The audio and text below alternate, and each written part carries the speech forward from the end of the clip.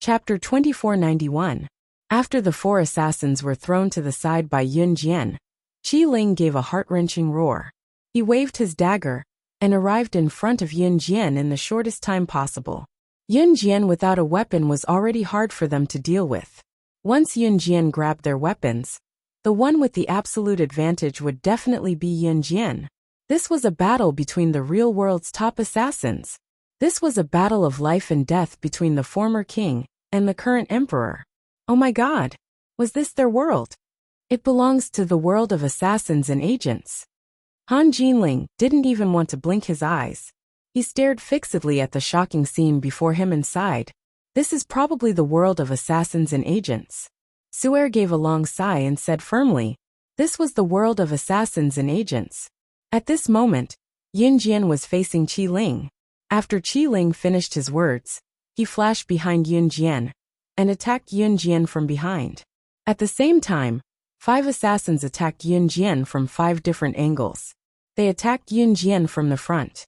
Seeing this, Yun Jian's eyes narrowed slightly. Then she squatted down and planned to kick the 5 assassins to the ground. These 5 assassins were not weak. Seeing this, they immediately changed their knife techniques and attacked Yun Jian, who was squatting down. Qi Ling's dagger was about to pierce Yun Jian's heart from the back. However, just as the 5 assassins changed their weapons to attack Yun Jian, who was squatting down, she stood up abruptly and lifted her leg to sweep it across. She had intended to sweep the 5 assassins' legs, but she stood up without warning and kicked their heads consecutively. The 5 assassins had no time to react and were kicked to the ground. At this moment, Qi Ling's dagger was 0.1 millimeters away from Yun Jian's heart from the back. Just when everyone's hearts were in their throats, thinking that Yun Jian would definitely fail this time, a voice suddenly rang out. Using the inertia from kicking the 5 assassins to the ground, Yun Jian spun sideways and clasped her hands together, catching Qi Ling's blade that was aimed at her heart between her palms. Oh no! Qi Ling's heart skipped a beat. Just as Qi Ling's heart skipped a beat, Yun Jian's monotonous voice rang out in front of everyone. Now it's my turn to fight back. These words were cold to the bone. Qi Ling was frightened and panic-stricken. Dagger! Dagger! Dagger! With a side kick, Yun Jian sent Qi Ling to the ground. At the same time, she slashed Qi Ling's hand that was holding the dagger. Lowering her hand, she gripped the dagger accurately in front of everyone. She had snatched the weapon in the end. This meant that it was time for her, slaying God, to retaliate. The 20 assassins who had charged forward fearlessly were now staring at Yun Jian cautiously, as if their feet were glued to the ground. None of them dared to move forward. Slaying God, the number 1 on the international secret agent ranking, was the king when she did not have a weapon. When she had a weapon, she was the ruler of the world, a sacred symbol that could make all living beings bow down to her. At this moment, be it Lu Fengfen, Su'er, Suya, Han Jinling, or even Wen Zhengyu, everyone's eyes were glued to Yun Jian. They were completely stunned by Yun Jian's terrifying skills. Just as everyone watched, Yun Jian suddenly raised the dagger in front of her eyes. The sharp glint in her eyes shone through the dagger and was reflected in everyone's field of vision. Her lips curled into an eerie curve that sent chills down one's spine before she blurted out the most brash and arrogant words. You're the one who's going to kill me. It's time to send all of you on your way. If you want to talk about campus rebirth, the strongest female secret agent, with more like-minded people, follow excellent reading literature on WeChat. Talk about life, find a confidant. Chapter 2492. Translator. Endless Fantasy Translation Editor. Endless Fantasy Translation Translator. Endless Fantasy Translation Editor. Endless Fantasy Translation Translator. Endless Fantasy Translation Editor. Endless Fantasy Translation. Yun Jian's flawless face was so beautiful that it made people forget to breathe. Her lips that had never been smeared with lip gloss were as pink as a newborn baby's, with a natural pinkish red. Those words, which made one's head feel as if it had been smashed by something, came out from those naturally pink lips. Once the words were spoken, everyone's heart felt like it was being squeezed by someone's hand as their breathing quickened. Lu Fengfen, Suya, Su'er, Wen Zhengyu, and the rest had thought that Yun Jian would struggle even if she was slaying God when facing Qi Ling's team of 20 assassins. After all, they had witnessed Qi Ling's team's killer move earlier. With their flawless moves and the near-perfect coordination of Qi Ling's team, it would be impossible for Zhang Tai to dodge their attacks, let alone defeat Qi Ling's team. Lu Fengfen, Su Ya, and Su Er, in particular, could not help but put themselves in the shoes of the scene when they witnessed such a realistic scene unfolding before their eyes. Hence, they assumed that Yun Jian must be having a hard time dodging Qi Ling's team's attacks. Who would have thought that not only was Yun Jian effortless, she had counterattacked easily, and even snatched their weapons away, when Qi Ling's team of assassins attacked her at the same time. If slaying God, the top secret agent in the international secret agent ranking, was only a legendary and terrifying figure that everyone spoke of before this, she was now the top secret agent in the world. Now Lu Fengfen and the rest had thoroughly experienced Yun Jian's ability. If those secret agents and assassins are considered the pinnacle of international capability, then she's the ruler of everything. She's the incarnation of God. Han Jinling, who usually had a way of flirting with girls, and was gorgeous and handsome when he was a singer in the entertainment industry, was now tugging at the corner of his shirt nervously, as he exclaimed with a pallid face. Lu Fengfen's expression darkened. Why was Chun Sini's friend such a terrifying existence? Was she not just an ordinary person from a small place like Longmen City? How did he know the #1 agent on the international secret agent ranking list? He was the kind of person who treated human life as child's play and killed without hesitation. Lu Fengfen and the others who were watching from the sidelines flashed through their minds. Qi Ling, who had just been knocked to the ground by Yun Jian, clutched his abdomen and stood up as quickly as he could. As he stood up, he exclaimed to the other 19 agents, "Go! Let's go together!" The weapon was snatched away by her. This meant that they were in danger. Once slaying God wielded a weapon then, just as Qi Ling finished his words, however, Yun Jian was already in front of him in a flash. The moment the 9 assassins behind her launched their attacks at the same time, Qi Ling's eyes widened. The dagger in his hand spun a few times in Yun Jian's right hand before stabbing into Qi Ling's wrists and ankles, cutting off the most important meridians in Qi Ling's body. Qi Ling, whose meridians had been severed, was no different from a cripple. In the future, he wouldn't even be able to hold a dagger. When the other 9 assassins saw this, they were stunned. Qi Ling was the strongest of them all. He was also their backbone. With their backbone crippled, it would be impossible for them to go against slaying God. This momentary pause was just a momentary pause. The dagger in Yun Jian's hand flew past the 9 assassins' necks, taking their lives with the flying dagger. At the same time, Yun Jian blocked the attacks of the 3 agents who were coming at her from behind. She flashed past them and grabbed their spines tightly, pinching them through their clothes before tightening her grip and grabbing them. A person's spine was the backbone of the body. Once someone with sufficient strength grabbed the spine and pinched the fatal point, the person would die before he could even make a final sound. This was common knowledge in the world of assassins and agents. Of course, under normal circumstances, killing someone by pinching the fatal point of the spine was only suitable for female agents to seduce them. This was because most people would not be able to pinch the fatal point, so they would need to feel around the person's back for a period of time. If it was someone else who needed to fumble around, Yun Jian did not even hesitate for a second to reach out and pinch their vital points. In just 3 short seconds, she had killed the 3 agents who had followed her in quick succession. Her technique had once again refreshed Lu Fengfen and the rest's understanding of agents. At this moment, everyone around them was stunned by Yun Jian's fast, accurate, ruthless, and steady technique. They stood rooted to the ground, trembling violently. Translator, Endless Fantasy Translation Editor, Endless Fantasy Translation. Chapter 2493. In the blink of an eye, Lu Fengfen, Su Er, Su Ya, and the rest of the 20 top-notch Secret Service assassins were reduced to 7. Yun Jian had severed all of Qi Ling's vital meridians with one slash. With his meridians crippled, he would never be able to hold a dagger or a gun again. In other words, that slash had turned Qi Ling into a cripple.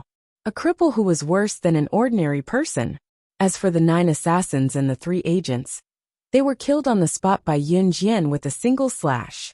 Naturally, the remaining 7 Secret Service agents were no match for Yun Jian. Ha ha ha ha ha ha ha ha. Qi Ling guffawed when the outcome was decided, and the remaining 7 Secret Service agents dared not come forward. The corpses of the 12 Secret Service assassins were strewn all over the ground. As he laughed, tears streamed down from the corner of his eyes. He laughed and cried at the same time. Qi Ling didn't find this strange scene strange at all. As he laughed, Qi Ling suddenly stood up shakily from the ground. He looked at Yun Jian with a wide grin on his face. As he laughed, tears streamed down from the corner of his eyes. Ha ha ha. I can't believe that after so many years, the 20 of us are still no match for you. Ha ha ha. Ha ha ha. Ha ha ha. Qi Ling laughed like a madman. His laughter was earth-shattering. Lu Fenfen, Su Er, and the rest felt their hearts clench as they panicked. Qi Ling chuckled like a car that had slammed on the brakes halfway through its journey. He stopped smiling abruptly and glared at Yun Jian with a murderous glare before snickering menacingly. However, slaying God, do you really think that we can be resurrected because that mysterious big shot didn't give us any other powers? After that, Qi Ling looked at the 12 people who were killed by Yun Jian and said, "Stand up, all of you. It's time for slaying God to witness our true strength that transcends the universe." The mysterious person had given them a brand new power. It was enough to defeat slaying God's mortal body. Everyone was shocked when Qi Ling said that. However, a minute passed and there was no reaction. Qi Ling's eyes trembled when he saw that. What's going on? After that, Qi Ling's earlier arrogance vanished. He glared at Yun Jian and asked in a terrified tone, What did you do? Didn't the mysterious person who resurrected all of you tell you that I have the same power that you have? Just as Qi Ling's fear reached its peak, Yun Jian spoke faintly. After that, her red lips curved into a smile.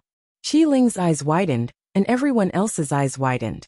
And I came from the mysterious person who resurrected all of you. As for them, their souls have been completely severed by me.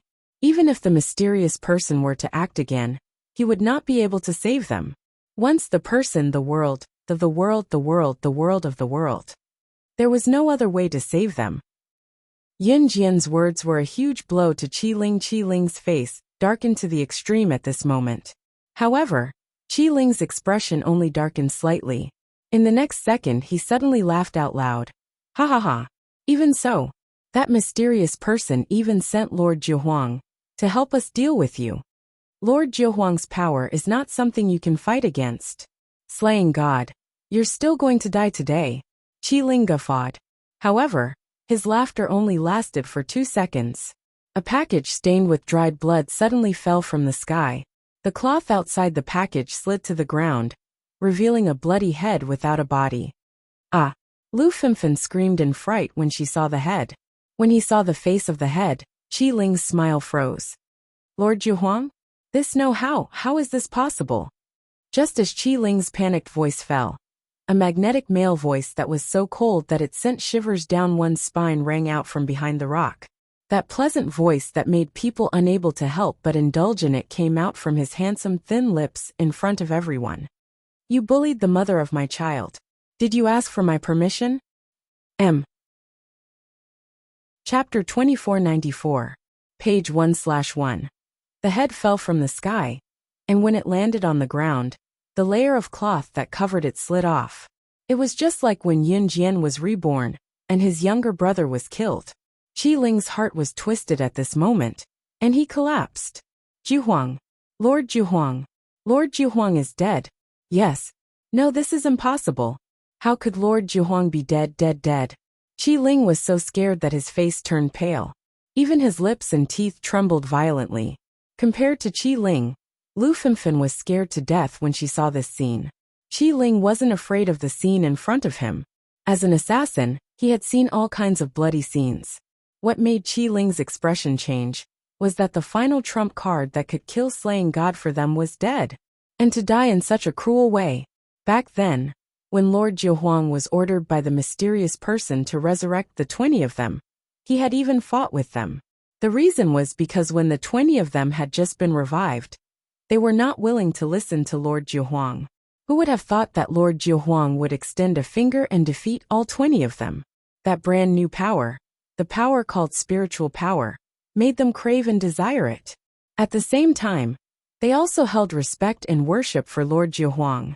But this handsome man who suddenly appeared actually killed Lord Jiuhuang. Then his strength must have reached the pinnacle of perfection. It was the first time Qi Ling felt fear from someone other than slaying God. He trembled for 2 seconds and took 2 steps back. He wanted to flee at the last minute. "Brother, where are you going?" Just as Qi Ling took 2 steps back and was about to escape, a whistle was blown, and a male voice suddenly sounded behind Qi Ling. This man's voice carried a hint of joy. As soon as he finished speaking, the sound of a knife entering a person's body followed closely behind. However, Adam, who had suddenly appeared, was holding a long blade in his hand. Just as Qi Ling retreated and was about to escape, he stabbed the long saber in his hand into Qi Ling's heart. The long saber pierced through Qi Ling's chest from the position of his heart. At this moment, Adam's face was still smiling mischievously, but the long blade in his hand mercilessly pierced through Qi Ling's heart. After saying that, Adam flicked the long saber in his hand and said to Qi Ling the last words he heard in his life. "Brother, do you feel good?" These scenes flashed past Lu Fengfen's eyes one after another. Lu Fengfen raised her red nail-painted hand and looked at the scene in front of her with shock and fear. In the next second her head fell. Because she could not bear with so many things that had just happened, she was completely frightened and fainted. With Ce and Adam around, no matter how powerful the other 7 agents were, they wouldn't be able to survive. "Woo woo woo. Mama." At this moment, Emo's son walked over with 2 children who had been crying nonstop, as if they were competing to see who could cry the loudest. "This you really have children?" Han Jinling reacted at this moment. He looked at the 2 children in Emo Sen's arms who somewhat resembled Yun Jian. His eyes widened, and he asked in surprise. Yun Jian ignored Han Jinling. When the 2 children saw Yun Jian, they instantly stopped crying. At this moment, the little boy and the little girl had pitiful tears hanging on their faces. They stretched out their hands to Yun Jian and cried nonstop. Emo's son, on the other hand, hugged both men tightly, preventing them from falling to the ground because they arched their backs trying to get into her embrace. He did not want to travel to the Amazon forest or the Sahara Desert. The little boy seemed to know that Emo's son was holding him tightly, not letting him get close to his mother. In front of everyone, the little boy puffed up his cheeks and blew. He desperately lowered his head to the ground. Emo's son hugged him tightly and did not dare to let go. At this moment, the little boy's short legs successfully broke free from Emo Sen's arms. He shouted fiercely, Yeah, scum! Scum, scum, scum! That short leg actually kicked Emo's son in the face. With this kick, the little boy seemed to have found something fun. He stood upside down, and his clothes were held by Emo's son so that he did not fall. The little boy's short legs that kicked Emo Sen's face began to kick alternately. It looked like he was taking revenge on Emo's son for not letting him go to his mother's side. Top reading website, M. Chapter 2495. Young madam, young master is looking for you. Emo's son, who was kicked a few times by the little guy, didn't have the slightest change in expression as he spoke to Yun Jian. Ha ha ha.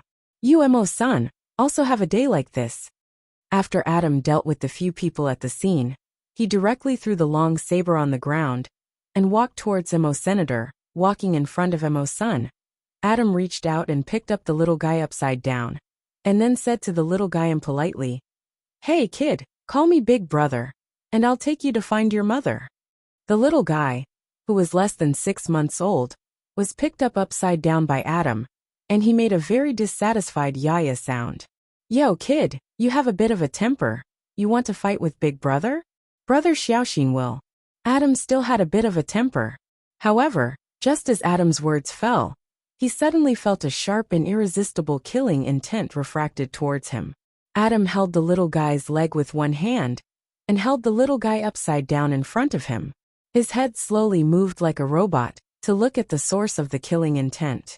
But his eyes just happened to meet Si Yi's deep black eyes that seemed to want to silence him. This ha, young master. Adam's face slowly stiffened at this moment. When he said this, he also picked up one of the little guy's legs and pulled the corner of his mouth. The next second, Adam hurriedly turned the little guy upside down and held him firmly in his arms. Little guy is so cute, haha, Adam said, and reached out to flick the little guy's pink and tender little face. He swallowed the word kid that he wanted to say at the beginning. Sahara Desert for a month, food and accommodation are provided. Pack up, we'll leave tomorrow. Ce was expressionless. He glanced at Adam, and after saying this, he took Yunjian's hand and walked over to take the little girl from Emo's senator. He held her in his arms, threw the little guy to Adam, and left after saying this. My God, you want me to go again? Adam pulled the corner of his mouth, and his face was unhappy. After Yunjian and Ce had left with the little girl, Emo's son put on his gloves and spoke to Adam calmly. Let's get to work. Fortunately, you're not carrying a girl. Otherwise, you won't be able to come back from the Sahara Desert for a year. Emo-sen's words were ambiguous. What he meant by starting work was naturally to clean up the scene. What the hell? After hearing Emo-sen's words, Adam clicked his tongue at Emo's senator. Then he looked at the little fellow and was about to show a fierce expression to the little fellow. Lowering his head, he suddenly saw the little fellow looking at him and sticking out her tongue. Adam was furious.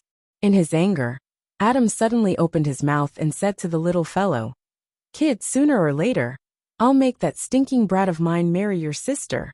Wait for me. He didn't dare to say this in front of Ce. Wei Province, Pan City People's Hospital. Not long after Chen Sini returned to the ward, Zhang Xiaofeng heard the news and ran back as fast as he could. At this moment, Zhang Xiaofeng and Chen Sini had been alone in the ward for a while. It was hot. Moreover, Zhang Xiaofeng couldn't hold back and finally confessed to Chen Sini. Sini, be with me. Don't torment us anymore. I don't care about blood relations anymore. Let's be together. Zhang Xiaofeng suddenly said this. When he said this, Chen Sini was shocked. However, after the previous incident, Chen Sini was actually a little tempted. She was silent for a long time. Finally, she thought about how she would tell the elders if they were together. She closed her eyes and said, I've already lost my virginity to Wenxiu. We're really not suitable for each other. Of course, this was just an excuse. Actually, Chen Sini's heart was still a little tempted. She even thought that if she hadn't lost her virginity to Wenxiu, then that day, I was the one who asked Wenxiu to get you drunk and bring you to a hotel. After that, I asked him to take responsibility for me. Chen Sini listened to me. I like you. That day, I was the one who ked you, not Wenxiu. Calm. Wonderful Book House. Chapter 2496. Page 1/1. So Chen Sini, you're my woman for the rest of your life. Zhang Xiaofeng grabbed Chen Sini's shoulders with both hands and swore loudly. Fortunately, the ward was a single room. Otherwise, if Zhang Xiaofeng shouted these words, Chen Sini would be embarrassed to death. But for some reason, after knowing that the person that night was Zhang Xiaofeng, Chen Sini heaved a sigh of relief. As expected, she still liked him. Even after dating Bo Wenxiu for a year, the two of them treated each other with respect. Only Chen Sini thought that she had crossed the line that night. Her heart had already given Zhang Xiaofeng, without reservation, a long time ago. Even after that night, Chen Sini was still forcing herself to like Bo Wenxiu, but it wasn't true love. At this moment, Chen Sini's tense heart completely relaxed. She threw herself into Zhang Xiaofeng's arms and suddenly burst into tears. Why did you do this? Why didn't you tell me earlier? I hate you the most. Zhang Xiaofeng is the most hated person in the world. Zhang Xiaofeng knew that Chen Sini was being sarcastic. He also heaved a sigh of relief. He hugged Chen Sini back tightly and forced a smile. Bo Wenxiu ran away from the marriage because he didn't like Suya, but he didn't expect that he would lose 2 fingers because of this. It's okay, I'm fine. My mom won't dare to force me to marry again. 2 fingers in exchange for a free marriage. For someone like me who was born in a rich family and had no choice, it's too good. Before leaving Wei Province, Chen Xini and Zhang Xiaofeng went to say goodbye to Bo Wenxiu.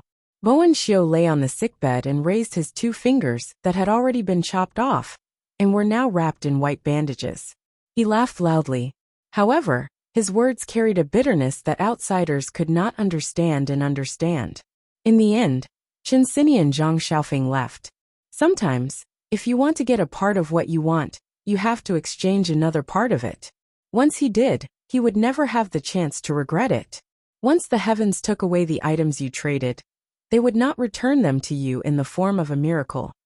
After Yunjian and the rest returned to Longmen City, Chen Xini and Zhang Xiaofeng returned as well. The relationship between Chen Xini and Zhang Xiaofeng was still a secret. They didn't dare to let their family find out.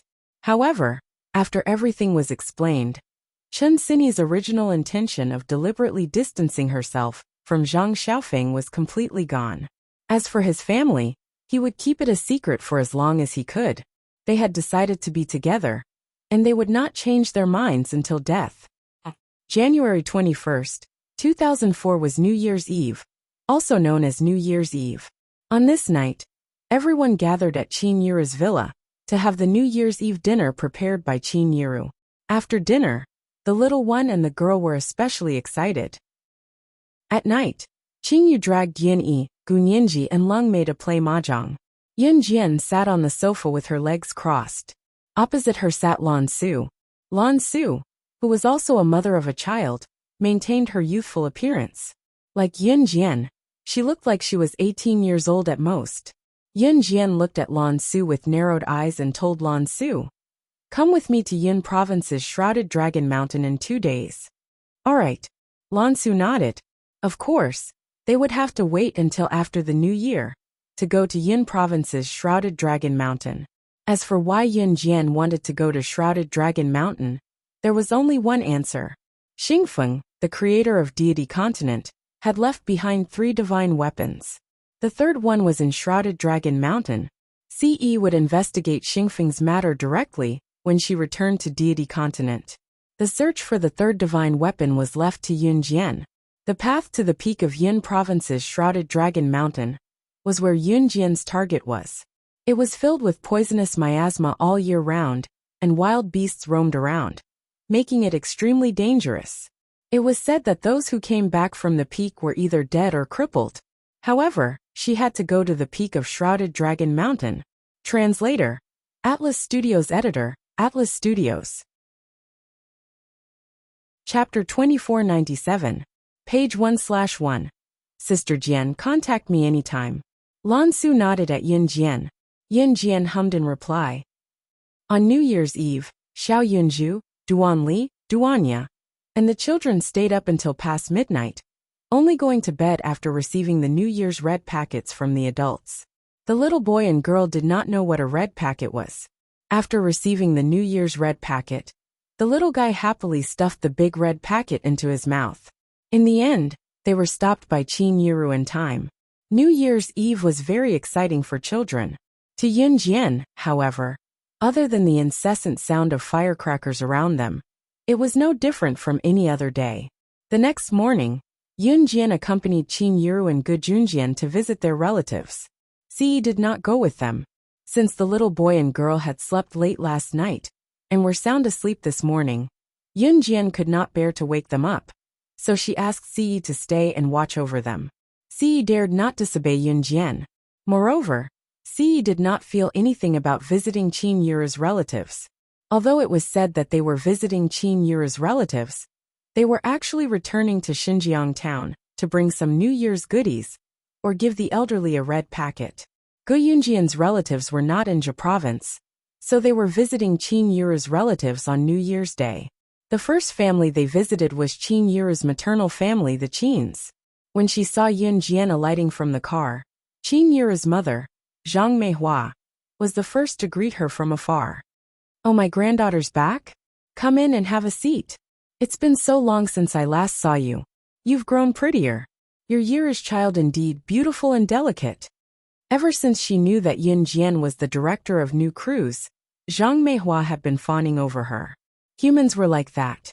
When someone you used to look down on became rich, They would forget what they had done to you that you could not tolerate, and try to get close to you, as if nothing had happened.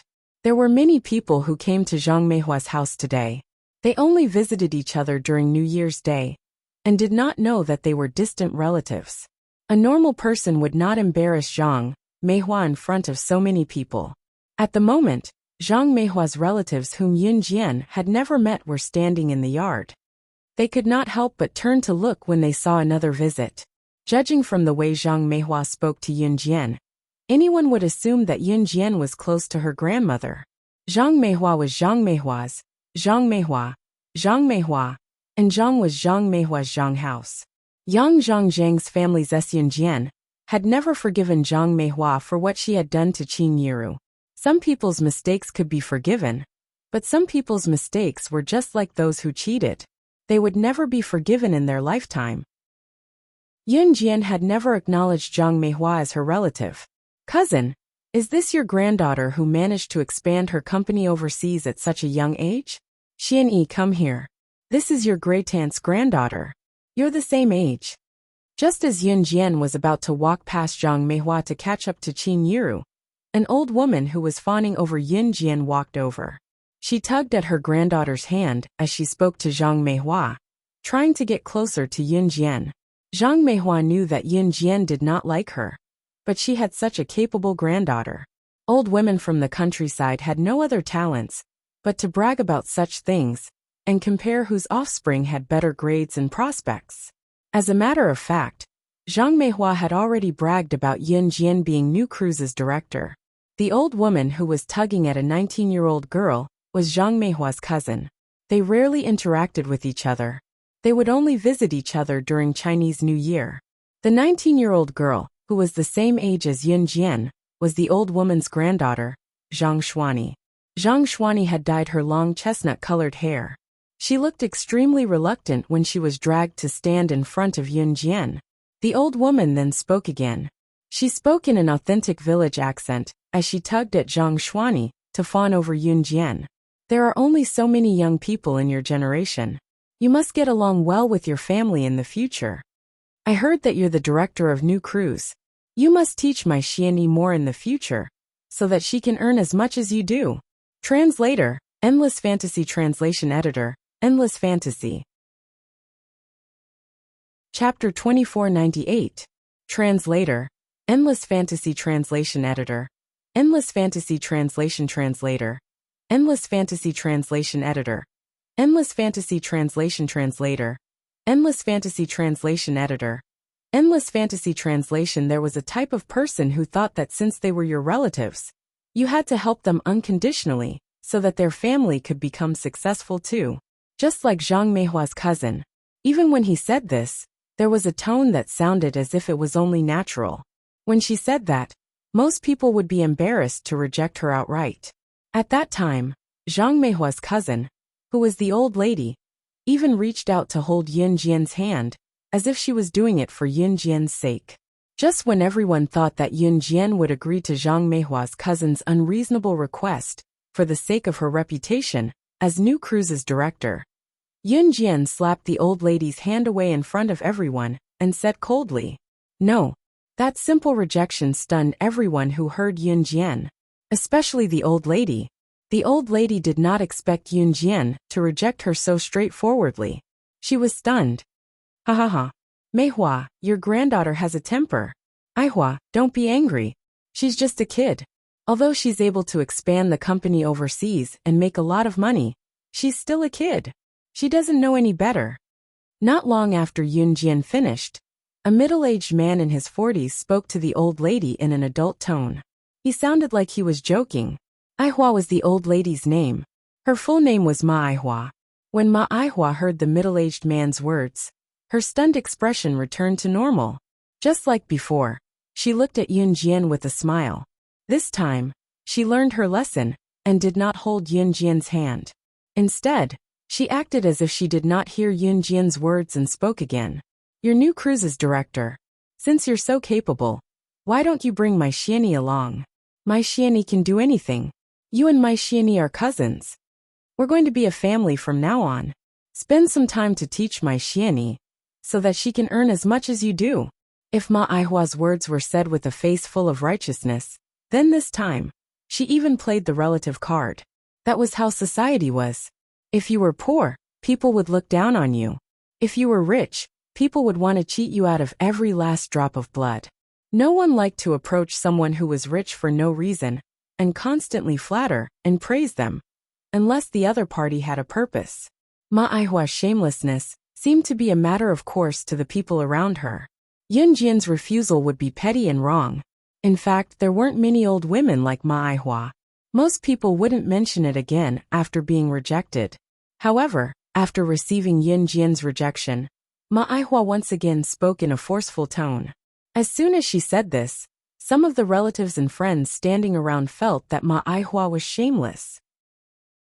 You want me to promote your granddaughter to make a lot of money? Yunjian heard Ma Aihua's repeated words. Her red arc curved and she said scornfully. Hearing Yunjian's words, Ma Aihua really felt that Yunjian had agreed to her request. She quickly said, "Let my Xiani follow you. I want to earn as much money as you. She's very smart, no worse than you." She said this with such confidence. It was as if Yunjian was lucky to be able to open the company overseas. If the same luck was given to her granddaughter, Zhang Xianyi, her granddaughter's achievements wouldn't be any worse than hers. Sure. Just when everyone thought that Yunjian would refuse like before, Yunjian's pleasant female voice suddenly sounded. Hearing this, everyone was stunned. However, just as everyone was stunned, that cold female voice came out of Yunjian's mouth again. Those words, in the ears of everyone present, made them tremble in fear. Send your granddaughter to an assassin organization for 10 years of training. If she can come out of the assassin organization alive, then I'll hire her as my bodyguard with an annual salary of 10 million yuan. Translator, Atlas Studios Editor, Atlas Studios. Chapter 2499. Yunjian was not joking. Her icy tone that was so cold that no one could tell that she was joking made everyone's heart skip a beat. Assassin organization? What assassin organization? What kind of organization is an assassin organization? Ma Aihua was an authentic village woman who had eventually turned into a cunning old woman. She had lived in the village for almost all her life. She was like Zhang Meihua, gathering with a bunch of old women to munch on melon seeds and boast about how good her offspring was in their studies, which high school or university they had been admitted to, and how high their income was after graduation. She would boast as much as she could. In spite of it, the term assassin organization was completely foreign to Ma Aihua. Grandma, an assassin organization is a place to train assassins. Assassins are people who kill as their profession. They're very, very, very good assassins who assassinate important people. It's terrifying. Besides, there are usually less than 3 out of thousands of people who enter an assassin organization that trains assassins. Zhang Xuani still had some understanding of the assassin organization. At this moment, she grabbed Ma Aihua's hand and shook Ma Aihua's arm as she spoke to Ma Aihua. It's a place like this. You want my granddaughter to go?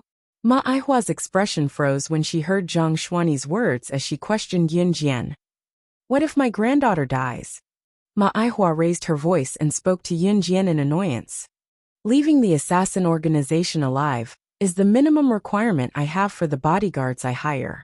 Do you really think that there's a free lunch waiting for you in this world? Yunjian sneered as she glanced at Ma Aihua from the corner of her eyes. With that, Ma Aihua knew that Yunjian was being sincere. Ma Aihua rolled her eyes at Yunjian and spoke to Yunjian in Longmen City's local dialect. Humph, how arrogant! There was a hint of disdain in her tone, as if she was an old woman who had turned her back on Yunjian when she could not gain anything from her. As soon as she finished speaking, Ma Aihua grabbed her granddaughter, Zhang Xuani, and ignored Yunjian. Before she left, however, Ma Aihua turned to glance at Yunjian, thinking that she could not gain anything from Yunjian anyway. Who cared what kind of director of new crews she was? Ma Aihua scolded Yunjian again in Longmen City's local language. So arrogant. If you have the ability, why did you join a killing organization? You're so vicious at such a young age. When you grow up, don't become a murderer and be sent to the police station. Since she had already given up, Ma Aihua might as well make her words even harsher. In the past, when she met her cousin, Zhang Meihua, every year, she would proudly show off. This was because Ma Aihua's descendants earned more money than Zhang Meihua's descendants, and were better at studying. In the end, he did not expect Yun Jian to appear. Now he could not show off during the new year. He was not happy at all. "Oh dear cousin, what do you mean? What did my granddaughter do to you that you have to talk about her like this?" Zhang Meihua had always been outshone by Ma Aihua every year. Now that Ma Aihua was talking about Yun Jian like this, she was the first to object as she retorted. On the surface, she was helping Yun Jian to fight back. In fact, if Yun Jian did not have such achievements, Zhang Meihua would not have spoken up for Yun Jian. "Cousin aunt, my grandma's right. Your granddaughter said that she'll only bring me to earn money if I come out of the organization alive. Isn't it obvious that she's unwilling to bring me along? She's afraid that I'll steal her money because I'm too powerful. Assassin organization? Who knows if I'll really stab someone to death one day and be sent to the police station to spend my next life in jail." Zhang Xuani flicked her chestnut hair that fell over her shoulders and glanced at Zhang Meihua. It was only then that she turned to look at Yun Jian. To her horror, she realized that Yun Jian was already holding a shiny silver pistol in her hand. While everyone was still in shock, Yun Jian twirled the silver pistol in her hand skillfully. She pointed the pistol's muzzle at Zhang Xuani and Ma Aihua right under their noses and gave them a cold curl. In an instant, the words that made everyone lose their composure were blurted out to Zhang Xuani and Ma Aihua. "You can try. After I kill all of you, who in Longmen City, Zhe Province, or even Country Z would have the guts to send me to prison." Chapter 2500, page 1/1. No one in Longmen City, Zhe Province, or even the entire country had the guts to do so. To send her to prison. Who would have the guts to send her to prison, not to mention Z country, even internationally? Yun Jian's words were arrogant to the extreme. Her brazen words, coupled with her undeniable tone, and the silver pistol in Yun Jian's hand. Everyone present felt like they had been shot and were facing death. You. The wrinkles on Ma Aihua's old, ugly, and yellow face were crumpled like a piece of yellow paper that was crumpled into a ball due to the shock of Yun Jian's action of taking out the gun. It was even uglier than the crumpled yellow paper. "That's a gun. That's a gun. Grandma, that's a gun." When Zhang Xuani saw the toy in Yun Jian's hand, her expression changed drastically. She grabbed Ma Aihua's hand tightly, squatted down, and hid behind Ma Aihua. Ma Aihua was scared to death as well. Her pale face scrunched up as she shouted, "Who's her mother? Don't you care about this child? Don't you shoot." Qin Yiru and Ge Junjian stood aside and watched Ma Aihua's shameless act. "Bah! Who told you to spout nonsense? I think you should take back these New Year's gifts too. Don't come again." Zhang Meihua found a chance to vent her anger. She ran into the house and took out the New Year's gifts from Ma Aihua. A small bottle of the cheapest oil in the supermarket, and a carton of milk from an inferior brand, and tossed them in front of Ma Aihua and Zhang Xuani. Take it. Don't come again." Zhang Meihua tossed the cheap gifts back to Ma Aihua and Zhang Xuani. After tossing the gifts to Ma Aihua and Zhang Xuani, Zhang Meihua's anger was vented.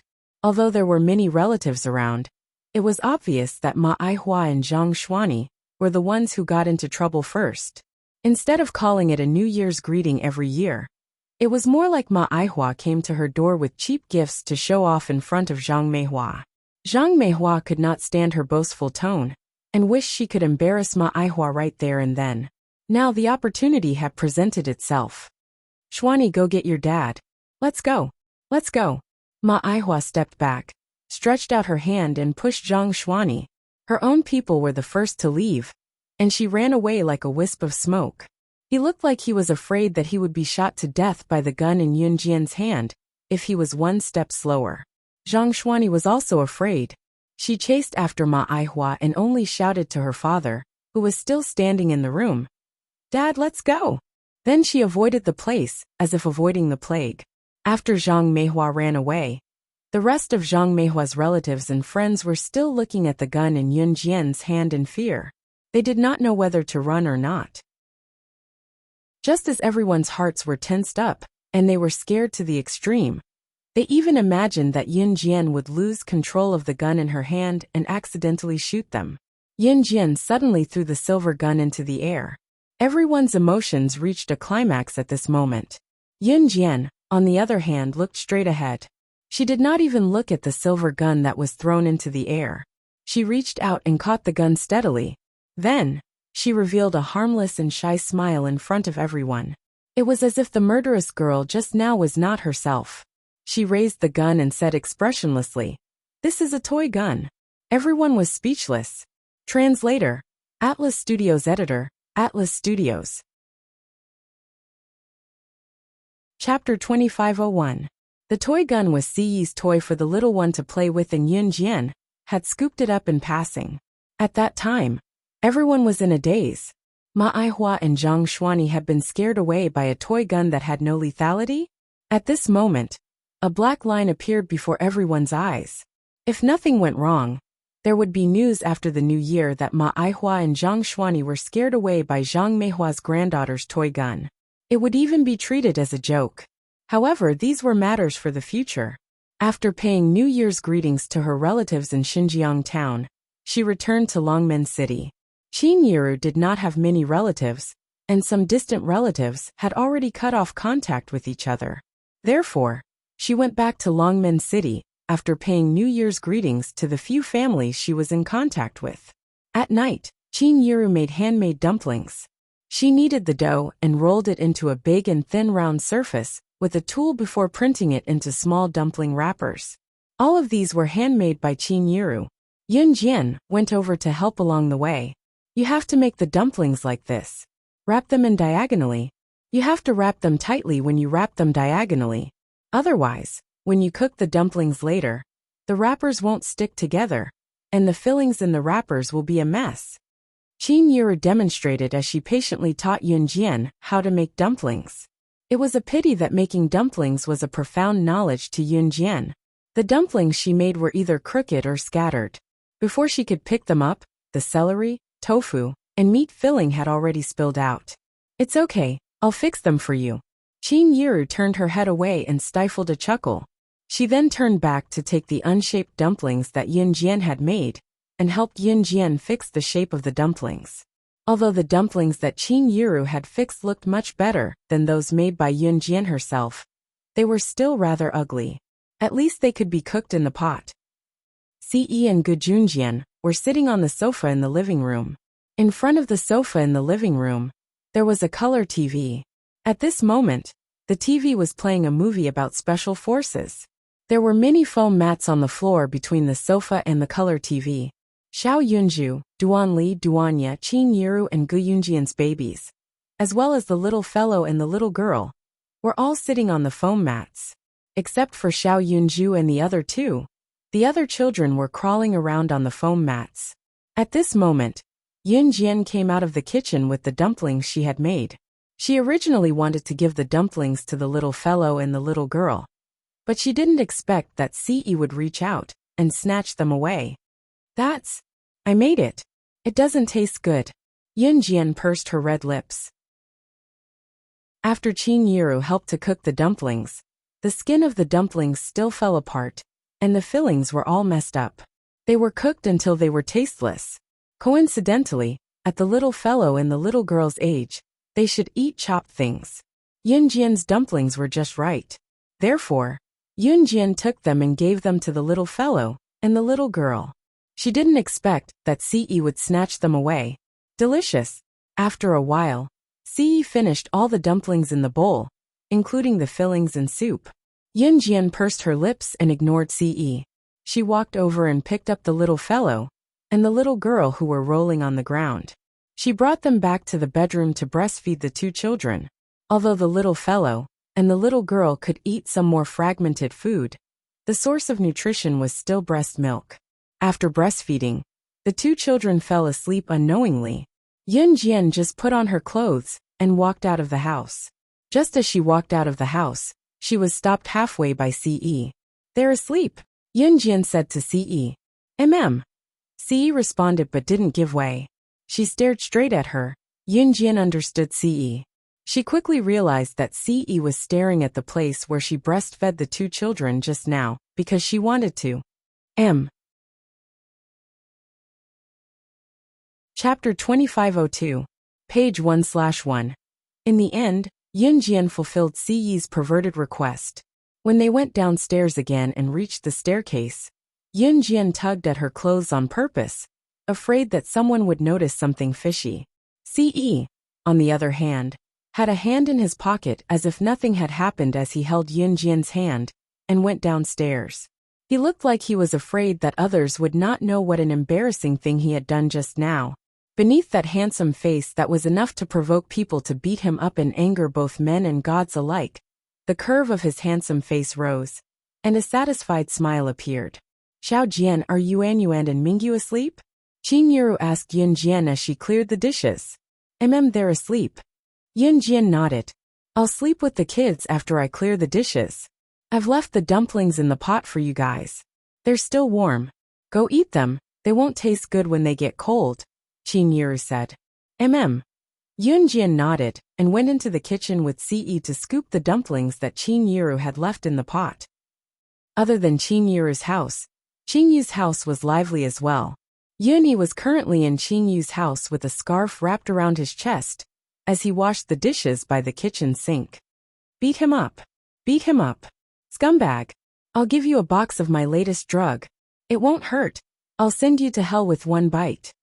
Yunyi was washing the bowls and chopsticks from the candlelight dinner he and Qin Yu were having tonight, when he turned to see Qin Yu, who was sitting on the sofa in the living room, hugging a teddy bear and whacking it while watching the cliched romance movie on the TV angrily. He smiled knowingly as his tall frame stood in front of the kitchen sink to wash the bowls and chopsticks skillfully. Yunyi had been staying at Qin Yu's house for the past 2 days, spending time alone with her. If he were to ask where Gunyinji, Lung Mei, and the others had gone, of course, it was because they had been chased away by Yunyi. It was New Year's Eve. He could not let these eyesores disrupt his great opportunity to be alone with his Qin Yu. Blood Doll Organization. The leader of the Blood Doll, Di Lin, was sleeping on his bed. He was reading the international news with a newspaper in his hand. Outside the Blood Doll Organization, Lung Mei rushed in angrily. Lung Mei, why are you back? Ruo Yin, who was also known as the sharpshooter of Blood Doll, asked when she saw Lung Mei. Lung Mei had a fight with Di Lin some time ago, so she went to Qin Yu's house in a huff. When she left, Lung Mei roared, I'm never coming back. I don't want to see that idiot Di Lin again. Who would have thought that Lung Mei would come back? Humph, how dare that guy chase me away and threaten me with Sister Jian. So what if he's Sister Jian's brother? I'm going to kill him next time. Lung Mei clenched her fists and spat viciously. Just as she finished speaking, Lung Mei suddenly moved closer to Ruo Yin's ear and asked, Ruo Yin, where is the leader? In the bedroom. Di Lin put down the newspaper in his hand and was about to get out of bed. The door was suddenly opened. Rubbing his head, Di Lin thought that it was his subordinate who came to deliver supper to him. So he said, put it at the door. He did not do anything the last time, and Lung Mei was already pissed. She shouted angrily, I'm never coming back. I don't want to see that idiot Di Lin anymore. I'll fight you if you dare look for me. And ran away. Di Lin still did not know what he had done wrong. Rubbing his head, Di Lin had just closed his eyes when he opened them again. The person who opened the door suddenly came in and locked the door. The door to the east and west room. Didn't you hear? Just as Di Lin raised his voice and poked his head out in annoyance, he saw Lung Mei taking off her jacket seductively. She was wearing a sexy red dress under the coat. She wore nothing underneath. She tugged at the red dress and put her hand to her red lips in a seductive gesture as she walked over barefooted. Di Lin was mesmerized. Just as Di Lin was mesmerized, Lung Mei flipped over and sat seductively on Di Lin with the blanket between them. Leader, I missed you so much. Translator. Henyi Translations Editor. Henyi Translations. Chapter 2503. Lung Mei reached out a finger and gently tapped Di Lin's chest. She pushed Di Lin, who was sitting on the bed, onto the bed. Lung Mei was rather proactive, but she was unusually proactive today. Did she not say that she never wanted to see him again? Lin knew that Lung Mei would come back, or he would have gone to her long ago. He was not used to Lung Mei's initiative. Lin grabbed Lung Mei's wrist. His pale and handsome face couldn't help but ask, "Where did you go?" The pleasant atmosphere was ruined by Lin just like that. Lung Mei's face darkened as she flipped off Lin to sleep on the other side of the double bed with a pout. How boring. As she spoke, she leaned over and rested a hand on the blanket to take the glass of water that Lin had just drunk from on the bedside table, and took a few gulps. "I'm so pissed. I didn't even get a sip of water when I was chased out in the wee hours of the morning yesterday. Chief's the best. I don't have to worry about food and clothing here." Lung Mei placed the empty glass of water on the bedside table. Her entire body was paralyzed and stretched out like the Chinese character, occupying the entire bed. An arm and a leg were propped on Lin with the blanket between them. "Hey, I'm exhausted from the flight the whole night. Let me rest for a bit." Lung Mei closed her eyes as she spoke, planning to sleep for real. Before she could doze off, however, Lin grabbed her wrist. "Running away after flirting? There's no such thing in this world." Lin flipped over and pinned Lung Mei, who was wearing nothing but a red veil underneath. "Ah, Chief, what are you doing? So softer." The night was long. The province's Longmen City. When it was midnight, Yun Jian left the warm bed and left the children to see Yi's care before she got up and walked out. Once she was out of the woods, Yun Jian flashed to a garden not far away from the mansion. Snake. Lizard was standing there with her arms behind her back. Hearing the sound Snake, Lizard turned to Yun Jian. "Sister Jian?" "Yes." Yun Jian nodded and asked, "Have you prepared the details of the shareholders of the International Intelligence Platform Center, who refused to withdraw their embezzlement from the Kosha mercenaries?" Previously, at the International Intelligence Platform Center, Yun Jian had used Diani's hand to demonstrate to the big shots of the International Intelligence Platform Center. The Kosha mercenaries' intelligence unit had always been suppressed by the International Intelligence Platform. If the forces behind Diani's intelligence team were not the Kosha mercenaries, those old bastards would have been even more ruthless. Some time ago, the chairman of the International Intelligence Platform Center had called for an emergency shareholders meeting to immediately withdraw the embezzlement of the Kosha mercenaries' intelligence team. However, some stubborn shareholders refused to do so. Yun Jian planned to make those old men pay the price today. The stubborn shareholders refused to back down because they thought that slaying God would never interfere in this matter. Otherwise, what would he be doing? In this world, there were always some people who held on to a fluke mentality, thinking that their luck wouldn't be so bad. "It's ready. It's all here." Snake. Lizard passed a stack of documents to Yun Jian. By then, Yun Jian had removed her jacket to reveal the tight-fitting outfit she was used to wearing when she went on missions in her previous life. After equipping herself with the weapon Snake, Lizard had passed to her. Yun Jian raised her hand to wipe her red lips. Her other hand was toying with a Beretta M92F silenced pistol. She narrowed her eyes and looked into the distance through the gun's aiming line. At the same time, she spoke calmly but the words that could change the outcome of the world. "Go to the International Secret Agent Assassin website and spread the word immediately. I, Slaying God, will return to the International Secret Agent Assassin Circle to carry out missions." Chapter 2504. Translator. Endless Fantasy Translation Editor. Endless Fantasy Translation, page 1/1. Since her rebirth, Yun Jian had been roaming the world's pinnacle as Slaying God, but she had never accepted a mission with a high reward from an international assassin website. In other words, although Yun Jian had always been around, the 1027 assassination missions she completed, and the 109 assassin organizations she annihilated were all completed before her rebirth. Since she did not accept any missions from the International Secret Agent Killer website, it meant that as Slaying God, all the records that were recorded in her files were completed by her a few years ago. In the years that followed, Slaying God had never accepted a single bounty mission. She could be considered as having retired from the International Assassin Circle. To put it simply, she would not accept the mission no matter how much money she was offered. Slaying God had retired for many years. Letting Snake, Lizard say this meant that Yun Jian was returning to the Assassin's Circle to carry out missions again. Yes, Sister Jian. Snake, Lizard answered loudly when she heard Yun Jian. After Yun Jian was done preparing all her equipment, a pair of sunglasses appeared with a flick of her wrist. She put them on gently. Get ready to go.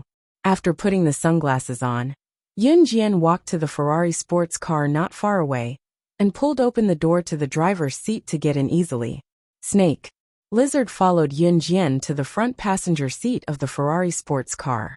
The fiery red LaFerrari sped away like a flash of lightning. As the shareholders of the International Intelligence Platform Center, they had offended many people on a daily basis. There were plenty of people on the International Assassin website who wanted to eliminate the shareholders with a hefty reward.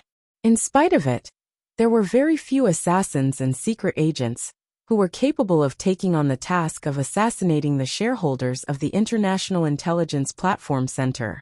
Screech! The sports car sped along the highway at lightning speed. Occasionally, when they passed by a bend, the reflection of Yun Jian's red lips could be seen in the rearview mirror. Slaying God had accepted the hefty reward for the shareholders of the International Intelligence Platform Center. There was an unspoken rule when Slaying God went on a mission. Basically, assassins and special agents would kill their targets without anyone knowing when they went on a mission. On the other hand, Slaying God never hid when she went on a mission. On the other hand, she would send an assassination notice to the target in advance. Tell him in advance that I'm coming to kill him. The real reason why the international bigwigs, businessmen, and politicians were afraid of Slaying God was that even after Slaying God had sent them the assassination notice and told them to be prepared for the nets above snares below, it was futile. This was the most frightening part. International Intelligence Platform Center, conference room. What's going on? Slaying God is really going to attack us. A short and plump middle-aged man stood up trembling. He looked at the director of the International Intelligence Platform in the middle of the room, holding an assassination notice written by Slaying God. Slaying God, who hasn't been on a mission for years. How could this be? How could this be? Director, I don't want to die. I don't want to. Director, let's revoke the deduction of the Kosha Mercenaries Intelligence Unit. We don't want that money anymore. I beg you to save us. Save us. Another shareholder, who was doing well in the business world, also held an assassination notice in his hand. He was so frightened that he fell to the ground, trembling uncontrollably. The director sitting at the top frowned and suddenly opened his eyes. He looked at the shareholders who had received the assassination notice with a gloomy expression. You didn't listen to me when I asked you to revoke the deduction of the Kosha Mercenaries Intelligence Unit. It's too late to revoke the deduction now. Don't you know that ever since Slaying God debuted, she's sent out 1,027 assassination notices. None of the targets have lived past the second day. Top reading website M. Chapter 2505. Translator. Endless Fantasy Translation Editor. Endless Fantasy Translation, page 1/1. The director of the International Intelligence Platform Center had foresight. Not only did he revoke the deduction of his shares from the Kosha Mercenaries intelligence team, but he had also gone to the Kosha Mercenaries to ask for punishment. There was a director and 10 shareholders present. There were 4 shareholders who revoked the deduction of the Kosha Mercenaries intelligence team. Other than the director and the 4 shareholders, the other 6 shareholders had received the assassination notice from Slaying God. Everyone knew that Slaying God had carried out 1027 assassination missions, and had also issued 1027 assassination notices. Receiving the assassination notice from Slaying God was equivalent to having 1 foot in a coffin. Before this, no one in the world could escape from Slaying God's assassination. Director, we know we're wrong. I can give all my shares in the company to Slaying God. I don't want any of my family assets. Please help me, I don't want to die. The short and fat middle-aged man was paralyzed on the ground. He looked ahead blankly, then suddenly crawled toward the director's seat in a dog-like manner. He reached out and grabbed the director's trousers. His hands were shaking more violently than a spring. Fear, terror, and all sorts of emotions were mixed in the short and fat middle-aged man's eyes. What were you doing earlier? If you'd listened to me and revoked the deduction, this wouldn't have happened. The director yelled. We thought that slaying God wouldn't return. Director, I beg you to save me. As long as you save me, I will give you all my shares. The director blinked at the short and fat middle-aged man's words. The director waved his hand. Fine. I'll contact the Interpol team for you. I happen to know a very powerful person in there. But whether you can survive slaying God's attack will depend on your luck. In Country M, in a large villa in the suburbs some distance away from the International Intelligence Platform Center. This villa was the home of the Interpol team's captain, Bernie Austin, whom the director of the International Intelligence Platform Center knew. Bernie Austin, or Bernie for short. A foreigner's name was usually followed by his surname, which was why Bernie was his given name. Bernie knew the director of the International Intelligence Platform Center and had been entrusted with it. Therefore, he had his house surrounded. There were many traps in Bernie's house. In addition to the patrols and special forces patrolling nearby, even a fly could not sneak in. The 6 shareholders of the International Intelligence Platform Center, who had received slaying God's assassination notice, were placed in the living room of Bernie's house. Bernie entered the house after he was done patrolling. He said to the 6 shareholders. Everything seems normal for now. Stay where you are, and don't go to the washroom. Don't go to the toilet alone. The 6 shareholders nodded immediately. When Bernie was young, about 20 years ago, he had successfully saved a target who had received an assassination notice from one of the top assassins on the international assassin list. Bernie. Together with the Barnett police force, it was not a joke, it was a very powerful force. That was why the 6 shareholders breathed a sigh of relief. Their tense hearts were finally relieved. At that moment, one of Bernie's direct relatives, a young lady in her 20s, who was sitting on the sofa, asked Bernie in a questioning tone. Uncle, is slaying God really that powerful that you and so many outstanding elites have to fight her? This young woman was Bernie's niece. Her name was Bailey Austin. Beryl had been spoiled since she was young. She had always admired her uncle Bernie. She even thought that her uncle was the most powerful person in the world. That was why she said that. After Beryl finished speaking, Bernie rubbed his forehead and solemnly said to Beryl, "Don't worry. She's more than powerful. Today, I've mobilized members from 3 Interpol teams, and they're the most outstanding members of my Interpol team. It's still unknown if they can hold slaying God off for 10 minutes. Translator. Endless Fantasy Translation Editor. Endless Fantasy Translation. Chapter 2506. Beryl shrieked at Bernie's words. Uncle, how powerful is your criminal police force? Can't you fight her alone? Beryl was in disbelief. Bernie sighed, shook his head, and didn't say anything else. The director of the International Intelligence Platform walked into the villa. Old Bernie, how's it going?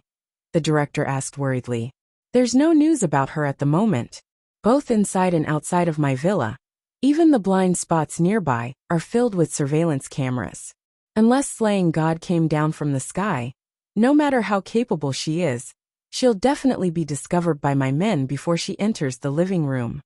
Bernie was very confident about that. On the roof of Bernie's villa, a petite silhouette hopped down from a height of a few thousand meters in a helicopter. The petite silhouette grasped the wind speed, humidity, and any other factors and conditions that would affect the accuracy of her landing. Within 5 seconds of landing, he opened his parachute and landed on the roof of Bernie's villa with a precise position. After landing on the roof, Yun Jian kept her parachute as fast as she could. She moved soundlessly and stuck herself to the wall of the villa. There was only one SWAT officer patrolling under the villa's roof. When Yun Jian landed earlier, she had timed it perfectly. The moment she landed and stuck herself to the wall, the SWAT officer happened to walk to the side. Yunjian's figure that flashed past was the SWAT officer's blind spot. As expected, Bernie was not a simple person. It was almost unheard of for someone to sneak in from the sky.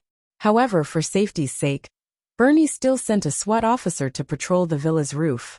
Yunjian stuck close to the wall and followed the SWAT officer around the cover. Just when the SWAT officer walked to a spot where the SWAT officers patrolling under the villa could not see, Yunjian silently rolled toward the SWAT officer. She placed her hand on his head swiftly like an eagle's claw, while her other hand covered his mouth from behind. Within a second, Yunjian's hand slid from the top of his head to his neck and snapped his neck, dragging him to a dark place. Yunjian leaned against the corner of the wall to hear the sound from the stairs. After confirming that there was no one around, Yunjian held onto the wall with one hand and hung her body in the air by the window under the eaves. Her other hand unlocked the window at lightning speed and flipped through the window. Yunjian's action just now would have been discovered by the special police patrolling below if they had heard the rustling of leaves in the wind. However, at this moment, no one heard a sound. In the living room of the villa, Bernie is still standing here. Suddenly, the police officer's voice was heard from outside the house. "It's Slaying God. Slaying God was here. Slaying God has been found." Hearing this, Bernie turned around and told the 6 shareholders, "Stay here and don't move." He held his pistol and rushed out of his villa as fast as he could. "Captain, it wasn't Slaying God. Go back quickly. We've fallen into a trap." Just as he rushed to the scene where the voice came from, the shouting SWAT officer was holding a butterfly knife in his hand as he screamed with his eyes wide open. Bernie roared and ran back to the living room as fast as he could. He saw his niece Beryl and the director of the International Intelligence Platform Center lying on the ground, paralyzed and trembling in fear. The 6 targets of Slaying God, the 6 shareholders of the International Intelligence Platform Center, were lying in a pool of blood. Their eyes were wide open as they died with everlasting regret. There was a piece of white paper with words written on it on the wooden table. The paper was pinned to the table by a dagger. Bernie's heart skipped a beat. He walked forward quickly and saw the words written in red ink on the white paper. The words were written in a carefree manner, but they gave off a sense of terror. "Target killed. Handwritten by Slaying God. M." Chapter 2507. Translator. Endless Fantasy Translation Editor. Endless Fantasy Translation. Page 1/1. Translator. Endless Fantasy Translation Editor. Endless Fantasy Translation. He had heard of Slaying God's method of completing missions, and that ordinary people could not even see her shadow. Initially, Bernie thought that he would be able to face Slaying God head-on after so much planning. Even if he could not defeat her, he would at least be able to hold her back for 10 minutes. What Bernie did not expect was that he would be utterly defeated by Slaying God. Forget 10 minutes, it was not even a second. He could not even see Slaying God's shadow. When his underling shouted, "Slaying God is here," Bernie did not even have the time to check before dashing out. Moreover, unless Slaying God had really descended from the sky, otherwise, no matter how powerful she was, she could only attack from outside the door. That was also the reason why Bernie, the captain of the International Police Force, fell for her trick. Not only was Slaying God powerful, but she also knew how to read people's minds. From the moment she created the illusion that she had snuck in from outside, she had already guessed that Bernie would definitely dash out of the house based on his personality. "Did you see Slaying God just now?" Bernie raised his voice and looked at his niece Beryl and the director, who were huddled on the ground in fear. "And no, I didn't see them. T-Uncle and the rest died suddenly. It was just a blink of an eye. When I opened my eyes, they were dead. They were dead." Sob. Beryl hugged her body tightly in fear as she shuddered. There was a hint of sobbing in her voice. She was so frightened that she had lost all feeling in her body. "What about this flying dagger? Where did it come from?" Vel asked before Beryl could finish her sobbing. I saw it. The staircase. It came from upstairs." The director pointed at the top of the stairs with a trembling finger. Using all the strength he had left in his life, he uttered the words that scared him out of his wits. The staircase upstairs in the sky, in the sky. She came from the sky. Bernie was suddenly enlightened. He held his pistol and rushed out of the villa, only to see the girl in the sky holding the rope hanging from the helicopter with one hand. He couldn't see her face clearly because she was wearing a pair of sunglasses. Grabbing the rope that hung down from the helicopter with one hand, Yun Jian, who was hoisted higher, was not at all afraid. With a touch of her red lips, she flashed a taunting grin at Bernie. In the next second, he grabbed the rope with his other hand and quickly climbed from the bottom of the rope to the top of the rope. With a simple somersault, the helicopter was already a few hundred meters above the ground. He took advantage of the momentum and somersaulted into the helicopter. His movements were extremely smooth, so relaxed that it was unbelievable that a person could do it. Bernie shuddered violently. She watched as Yun Jian left, but there was nothing she could do. The next day, international news agencies of all sizes spread the news. Slaying God, the #1 on the international secret agent ranking, had returned. She had returned and killed the 6 shareholders of the International Intelligence Platform Center, who had maliciously embezzled the Kosha mercenaries' intelligence team. As soon as the news came out, it instantly replaced the media's reports on the celebrities in the entertainment industry. Everyone turned their attention to this matter. In the next few months, all the companies and enterprises that had embezzled the Kosha mercenaries' foreign cooperation projects returned all the embezzled funds to the Kosha mercenaries. Some companies and enterprises even returned the embezzled funds to the Kosha mercenaries after hearing the news. They even offered hundreds of millions of USD in cash to show their sincerity. Just like the directors of the International Intelligence Platform Center, they took the initiative to apologize. Slaying God's name swept through all the major international news media. Even all the programs that reported on the entertainment industry were taken off the air and switched to Slaying God's program. At this moment, Yun Jian, who had caused a global storm, was sitting in a coffee shop in River City's university town. Outside the coffee shop, Mo Buffon and the rest from the martial arts club, who had just reported to the university, received the news of Yun Jian's return. They seemed to have gathered for a gang fight. Under the attention of passers-by, they rushed into the coffee shop and rushed to Yun Jian. "President, you're finally back." Top reading website M. Chapter 2508. Translator. Endless Fantasy Translation Editor. Endless Fantasy Translation. Page 1/1. It had been 15 or 16 days since the first day of the new year, and since that incident had happened, it was time for the students to return to school. There were more than 10 universities in Jiangqing University City. The university students here generally started school early. Jiangqing City of Zhe Province paid more attention to academics, so the school started school early. The winter and summer holidays were very late. Of course, this was not a good thing for the students. At that time, Mo Buffon led a group of people into the coffee shop, as if they were going to fight. They surrounded Yun Jian. Yun Jian held a cup of coffee in her hand and tasted it carefully. She did not turn to look at Mo Buffon and the others. "How was last year's martial arts competition?" she asked casually. Yun Jian had taken a leave of absence a year ago. At that time, the martial arts club was about to hold a martial arts competition. Before leaving, Yun Jian had trained Mo Buffon and the other members of the martial arts club. Of course it was a complete victory. "President, you don't know, but after our martial arts club won a complete victory last year, we represented all the universities in Jiangqing City and participated in the provincial martial arts competition. We also got into the top 3. If nothing goes wrong, the school will arrange for us to represent Zhe Province in the national competition in the next few days. Since you're back, President, you should participate with us."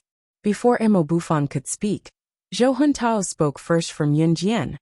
"I won't participate." Yun Jian pursed her red lips. After speaking, Yun Jian handed an invitation to Mo Buffon and the others one by one. Then, she stood up and said to them, "On April 1st, I will hold an engagement party at Hubble Island. There will be a car to pick you up. This is the invitation." This invitation was made recently. Yun Jian had already sent out invitations to many people. The 1st of April was Yun Jian's birthday. It could be translated as CE without the intonation. Perhaps it was fate for her to be with CE. Yes, President. An engagement party at Hubble Island.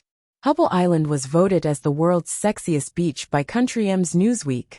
Along the beach, there was a luxurious resort consisting of 25 colorful villas. And Hubble Island is most famous for its pink beach. Other beaches are yellow, but Hubble Island's beach is pink.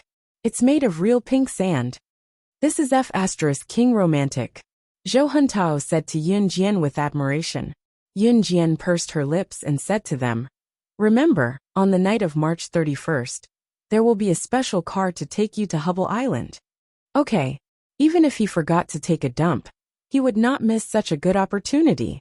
A free vacation on Hubble Island, haha. Zhou Huntao laughed wretchedly. Alright, wipe your saliva. As an educated young master, Mo Buffon couldn't stand it any longer. He took a tissue and handed it to Zhou Huntao.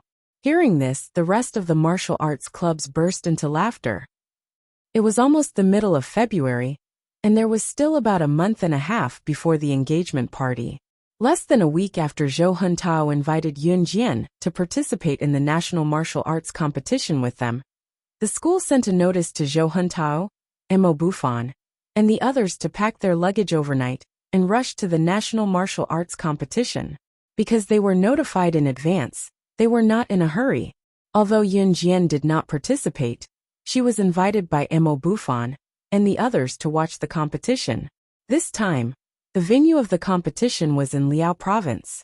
Liao Province was not close to Zhe Province, so they took a train for nearly 20 hours to get there. The winter in Liao Province was much colder than Zhe Province. That was the north, so it was naturally incomparable to the south of Zhe Province. After arriving at the venue of the competition in Liao Province, Mo Buffon and the others planned to familiarize themselves with the competition venue. It's the people from the shrine, hey! Just after Mo Buffon and the others arrived, a group of members who also carried the signboard of the martial arts club walked over from the opposite side and greeted Mo Buffon and the others. This group of people was also from a martial arts club. They were the martial arts clubs sent by Zhe Province to participate in the National Martial Arts Club.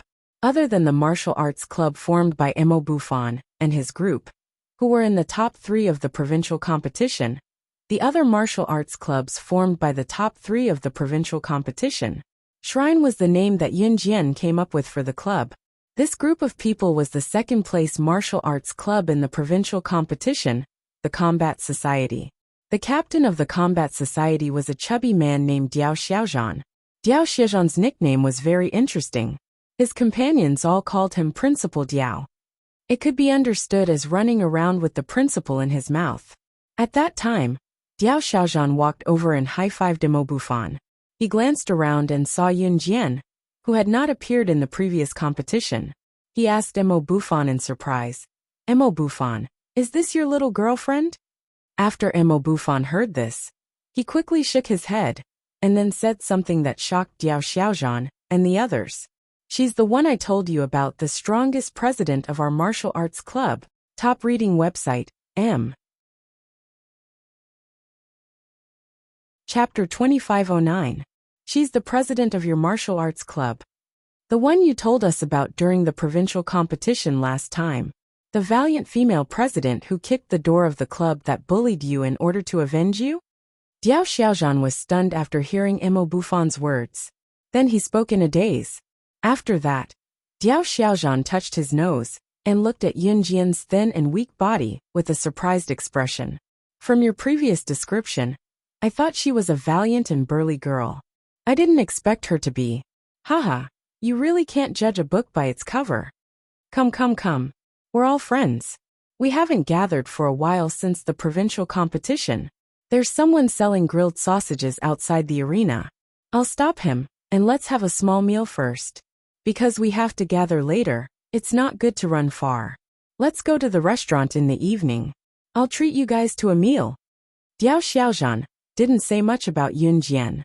He was also a relatively bold fatty. After saying this, he ran out to stop the old lady who was selling grilled sausages.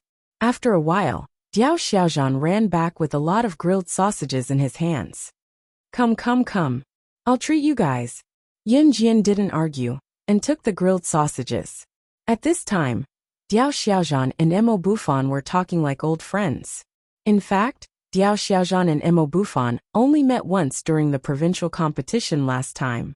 However, some people, although they only met once, could be like old friends who had known each other for half their lives. In fact, they were bosom friends, destined to be friends.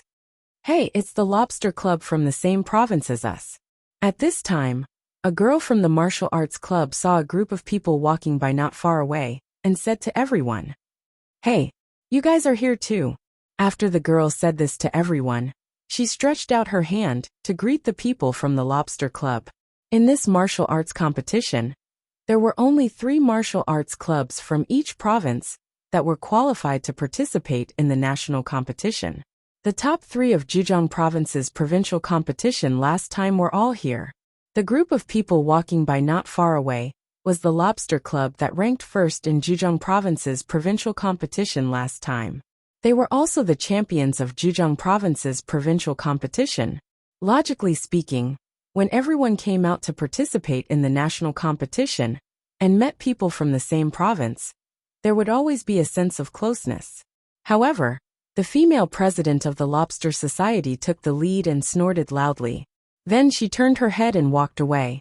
The girl's hand stopped in midair, and the air froze. F***ck, how can they bully people like this? How can they? Zhou Huntao was the first to feel displeased. It's okay, it's okay. The girl quickly stopped Zhou Huntao. This girl's name was Yuan Pingping. She was very honest and friendly. Her looks weren't bad either. Although she wasn't a peerless beauty, she was still pleasing to the eye. The president of the Crayfish Society is called Long Xinyan.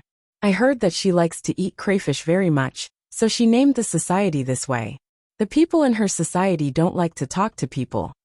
Emo Bufan explained to Yun Jian. Yun Jian had never participated in the competition before, so she naturally didn't know anything. Okay. Yun Jian nodded. 10 minutes later, all the martial arts clubs were gathered here. They're here, the judges are here, someone shouted. At this time, a few judges who were dressed very conspicuously entered the venue. The competition wasn't going to be held immediately today, so the judges were here to familiarize themselves. At this time, a few judges entered the venue. When she saw a foreign woman in her 20s, Yun Jian narrowed her eyes. This was none other than the niece of the previous Interpol team's captain, Bernie Barrel. However, Yun Jian wasn't surprised. This was because Bernie's niece was learning martial arts from Z country. Yun Jian had seen a brief introduction of Barrel in Bernie's detailed information. Translator. Endless Fantasy Translation Editor. Endless Fantasy Translation. The moment Burial entered, Long Xinyan, the president of the Lobster Society, suddenly raised her voice smugly and spoke to her companions in a boastful tone, flaunting her knowledge. Did you see that? That judge is the niece of the Interpol team's captain. My parents even brought me to her house as a guest before. That's why she knew so much. Did you know that during this period of time, there's a huge uproar about slaying God, the number 1 on the international secret agent ranking, returning to the secret agent circle? The first mission she carried out after returning was related to Beryl.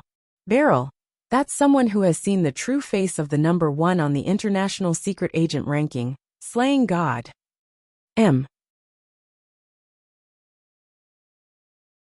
Chapter 25:10.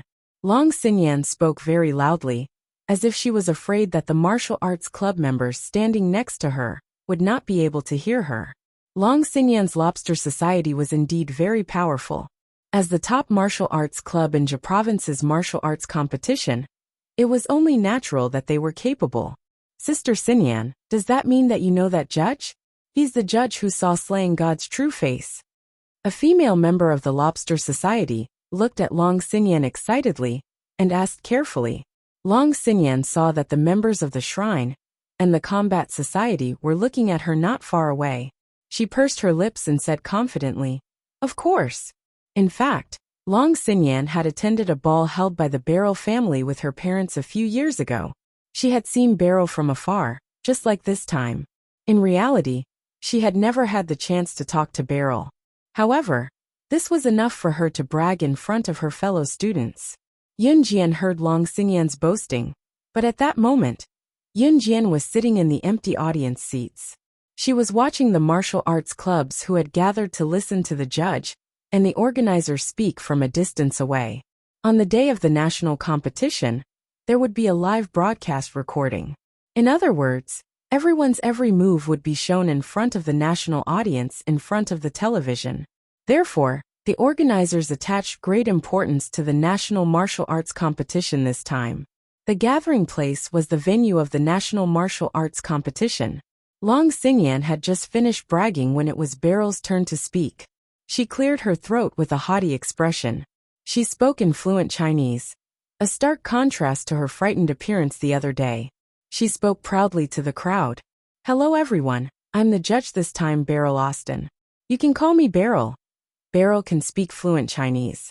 Although there are still some English accents in his pronunciation, it is already very impressive to be able to speak Chinese. After the judges had spoken, the organizer said a few more words and dismissed the crowd. After the crowd dispersed, the judges had already left. Seeing that Beryl had left, Long Xingyan boldly boasted. "I heard that Beryl saw Slaying God's true face that day." She wasn't even flustered or afraid when she saw Slaying God's true face. Rumor has it that Slaying God was shocked when she saw Beryl. The more Long Xingyan spoke, the more excited she became. She saw all the members of the shrine and the martial arts society staring at her. That feeling made Long Xingyan feel proud. "Sister Xingyan, you know so much. Quickly tell us, what exactly happened at that time?"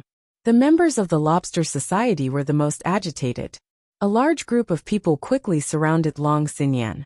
It was as if he could see Slaying God's appearance that day from Long Xingyan's words. When Long Xingyan saw that the members of the shrine and the martial arts society were still listening to her, she began to fabricate even more nonsense. Yun Jian ignored her. At that time, Yun Jian received a message from Snake. "Lizard," she told Mo Bufan and the others, "my friend is looking for me. I'm going out for a while." Then she walked out of the competition venue. Before he walked out of the arena, he bumped into Snake, Lizard, who had just entered. Snake. Lizard was looking for her because she wanted her to sign a return agreement with the International Secret Agent Assassin website. At that moment, Long Xingyan happened to catch a glimpse of Yun Jian and Snake. Lizard meeting. She glanced over in confusion. Seeing that Long Xingyan was looking over there, she stopped telling the story that everyone was very interested in. Everyone turned their heads to look.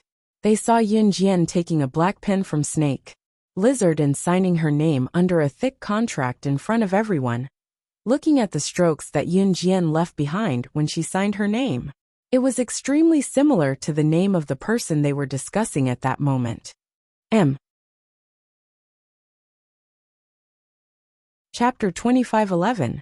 Long Xingyan only glanced at it for a moment before retracting her gaze.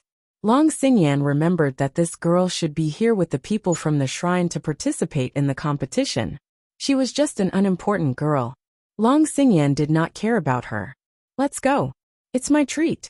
I'll take you guys to afternoon tea."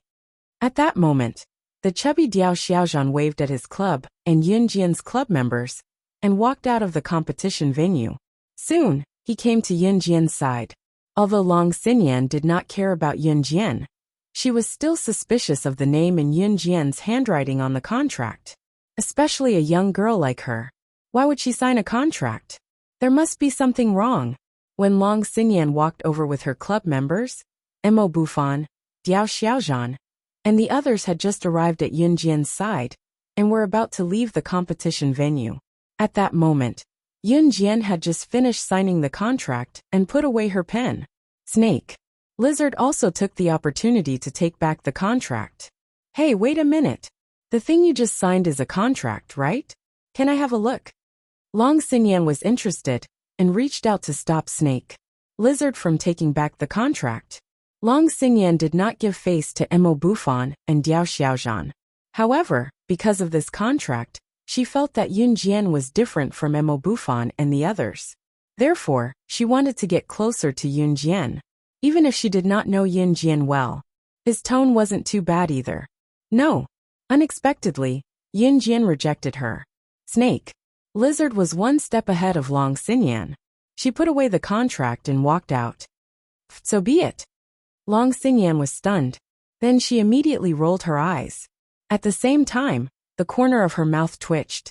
Long Xinyan's martial arts was indeed recognized as powerful, but she did not know how to behave. Sometimes, she even wrote her feelings on her face like an underage girl. Diao Xiaozhan was not stingy with his treat. He directly brought everyone to a crayfish restaurant and ordered 10 plates of crayfish. One had to know that crayfish was very expensive. One plate might cost 2 days of an ordinary person's salary. From this, it could be seen that Diao Xiaozhan clan was definitely well off. Otherwise, he wouldn't have eaten so much. Come. Everyone eat quickly, don't stand on ceremony. Today, I'll treat you all to crayfish. Eat that stupid president of the Crayfish Society. She's so stupid, but she's acting like she's so powerful. Diao Xiaozhan's humorous words made everyone burst into laughter. Yun Jian just pursed her red lips and rested her chin on her hand. Suddenly, her attention was attracted by a baby shop opposite the crayfish restaurant. Next to the signboard of this baby shop, there was a line that said, "Original Draft Design Baby Clothing." Looking through the glass window, the clothes and baby products in the baby shop were all very innovative. Thinking of the 2 guys at home, Yun Jian stood up and said to everyone, "I'll go take a look." Then she walked out. Just as he reached the entrance, he bumped into Long Xinyan and the others. Long Xinyan liked crayfish the most, which was why she named their martial arts society the Crayfish Society. This crayfish restaurant was the only one nearby that had better decoration and looked cleaner inside and out. Therefore, it wasn't strange to bump into Long Xinyan there. Seeing Yun Jian, Long Xinyan snorted coldly and turned to enter the crayfish restaurant. She found a round table and sat down with the people from her martial arts society. The wall of the crayfish restaurant near the street was made of transparent glass. Therefore, Yun Jian could see the specialty baby shop opposite at a glance. At that time, Long Xinyan sat in front of her seat, feeling depressed. After a while, she raised her head and looked through the glass at Yun Jian, who was crossing the road to cross to the baby shop opposite. Suddenly, from the side, an overweight truck rushed straight towards Yun Jian, as if it had been planning for a long time. Ah! A female member of the Crayfish Society also saw it and screamed in shock. With this exclamation, everyone's attention was diverted over. At that time, the overweight truck was less than a meter away from Yun Jian. However, just when everyone present thought that Yun Jian would be like a kite with a broken string and be sent flying by the truck, a scene that made everyone's faces turn pale with fright and unforgettable suddenly appeared.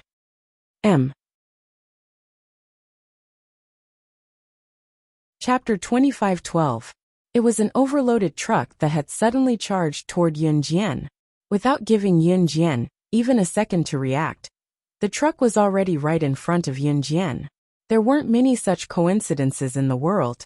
Even if someone were to stand up and say that the truck had lost control, and that it wasn't a deliberate attempt at murder, the spectators wouldn't believe it. That was because the truck's deliberate attempt at murder was too obvious. However, when the overloaded truck was only half a meter away from Yun Jian, everyone imagined that Yun Jian would be flung dozens of meters away and fall heavily to the ground, her head bleeding and her life in danger. Yun Jian didn't even turn around to face the truck. As though she had a premonition of what was about to happen, she jumped lightly with one leg and placed her right hand on the truck's hood. Just as the truck was about to hit her, she somersaulted and stood on top of the truck's hood. She was just 0.1 seconds away.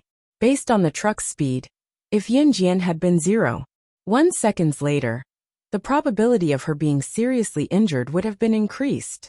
Furthermore, with that collision, she would have died without a doubt. However, jumping onto the truck's hood wasn't the end of it. After she somersaulted onto the truck's hood, she reacted within 1 second. Then, she jumped lightly onto the truck's roof. After running for 2 steps, she jumped lightly and landed on the ground from the back of the truck. That series of actions sounded easy, but to actually do it was extremely difficult. The truck was still speeding forward, jumping onto the truck's hood, jumping onto the roof, running for a few steps, until she reached the back of the truck and landed on the ground. This series of actions not only required consideration of the truck's crazy speed, wind speed, resistance and other factors, but also the possibility of being flung off by such a fast truck. It was apparent that Yun Jian was so precise that there was not a single mistake, be it in the way she pinpointed or manipulated the various factors. Moreover, she reacted and completed it within 3 seconds.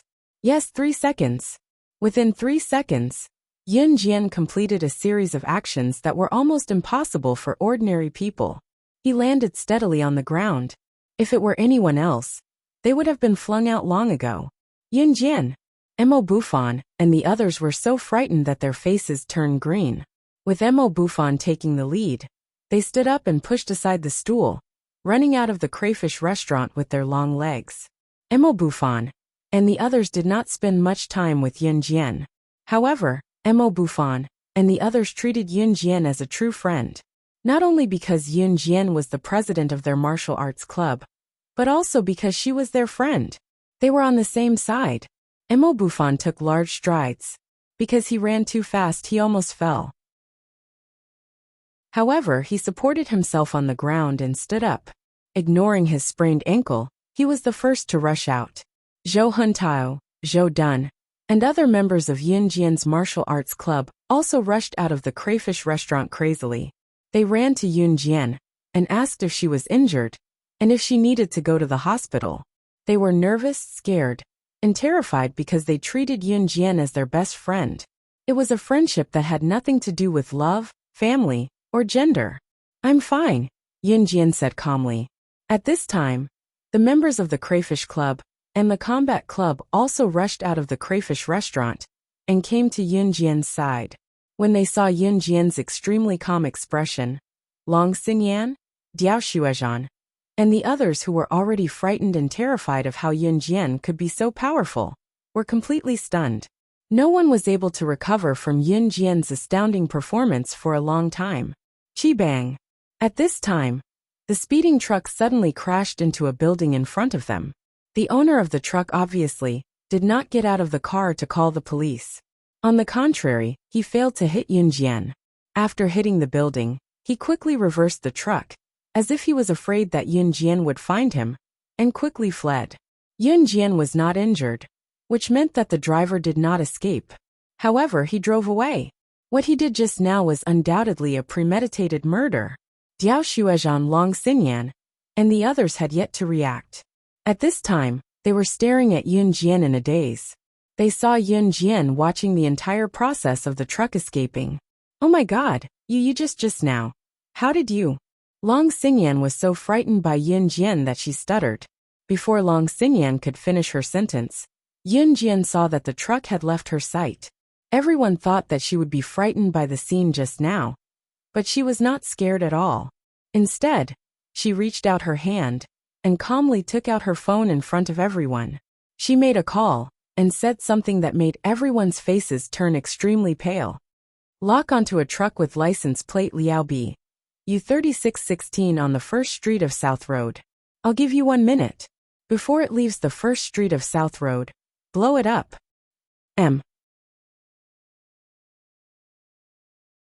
Chapter 2513. Translator, Endless Fantasy Translation Editor.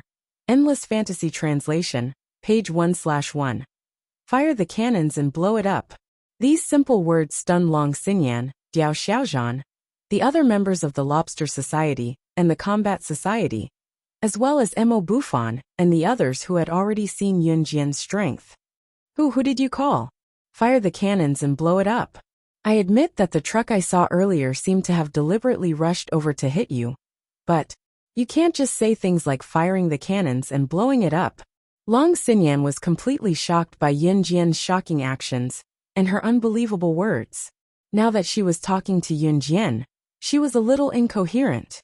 Yun Jian ignored Long Xinyan.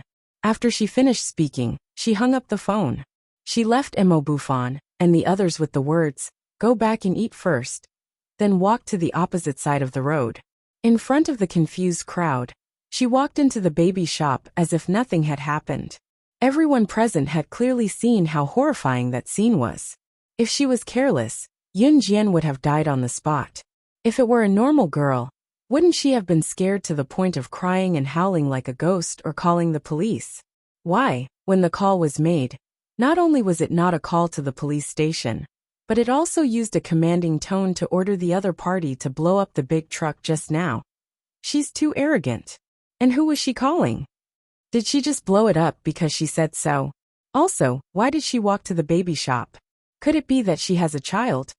What a strange person. Long Xingyan let out a series of sighs. She was frightened and bewildered just now. Not only was she shocked by Yun Jian's shocking strength, but she also felt that Yun Jian's words and actions were unreasonable. Where were the cannons? She even fired the cannons. She didn't have a child. Why did she go to the baby shop? Yun Jian must have her reasons for doing this. Let's go back first. Emo Bufan was very obedient as he spoke to the people in his society. Hearing Emo Bufan's words, everyone walked towards the crayfish restaurant. However, just as everyone turned around, Long Xingyan was certain that Yun Jian was just joking. Perhaps Yun Jian was simply delusional. Boom! An earth-shattering sound rang out from a place a little distance away from where the truck had driven away, as if it was fleeing for its life.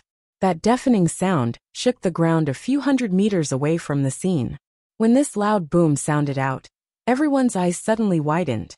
This was especially true for Long Xingyan. Long Xingyan was already certain that Yun Jian was spouting nonsense. What do you mean by locking onto the truck with the license plate number? I'll give you 1 minute to blow it up. That's all bullshit. He probably wanted to show off in front of them. That was what Long Xingyan thought at first. Even the ground shook violently when the explosion of the cannon rang out. Only then did Long Xingyan react. Don't tell me that it's really like what Yun Jian said an hour later. The relevant personnel had already rushed to the scene. At this time, Long Xingyan and the others had also heard about the scene. For some unknown reason, the truck had almost hit someone. Halfway through its escape, the truck had suddenly exploded. The truck was destroyed and the people were killed. According to witnesses, the truck had suddenly exploded without any warning. Other than the truck itself and the owner, no one was injured. It was as if the heavens were punishing him for escaping. There were no traces of the truck being tampered with at the scene. When they heard the news, Long Xingyan, Diao Xuezhan, Yuan Pingping, and the others present were so shocked that they slammed the table and stood up. Long Xingyan's eyes widened even more exaggeratedly. She looked at Yun Jian, who had already bought many baby products from the baby shop, in horror. She said in disbelief, "Just now. It wasn't you just now. It was you." Halfway through her sentence, Long Xingyan deflated. She sat back in her seat, as if she was paralyzed, her face pale with fright.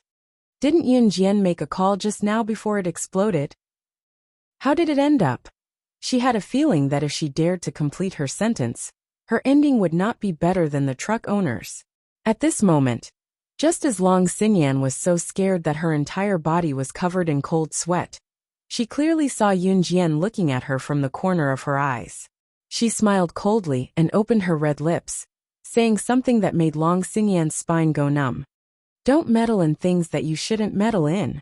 Otherwise, you'll be the next to die. Translator, Atlas Studios Editor, Atlas Studios. Chapter 2514. Translator, Endless Fantasy Translation Editor, Endless Fantasy Translation Translator, Endless Fantasy Translation Editor, Endless Fantasy Translation. Long Xingyan was so frightened by Yun Jian's silent words that her upper body trembled violently.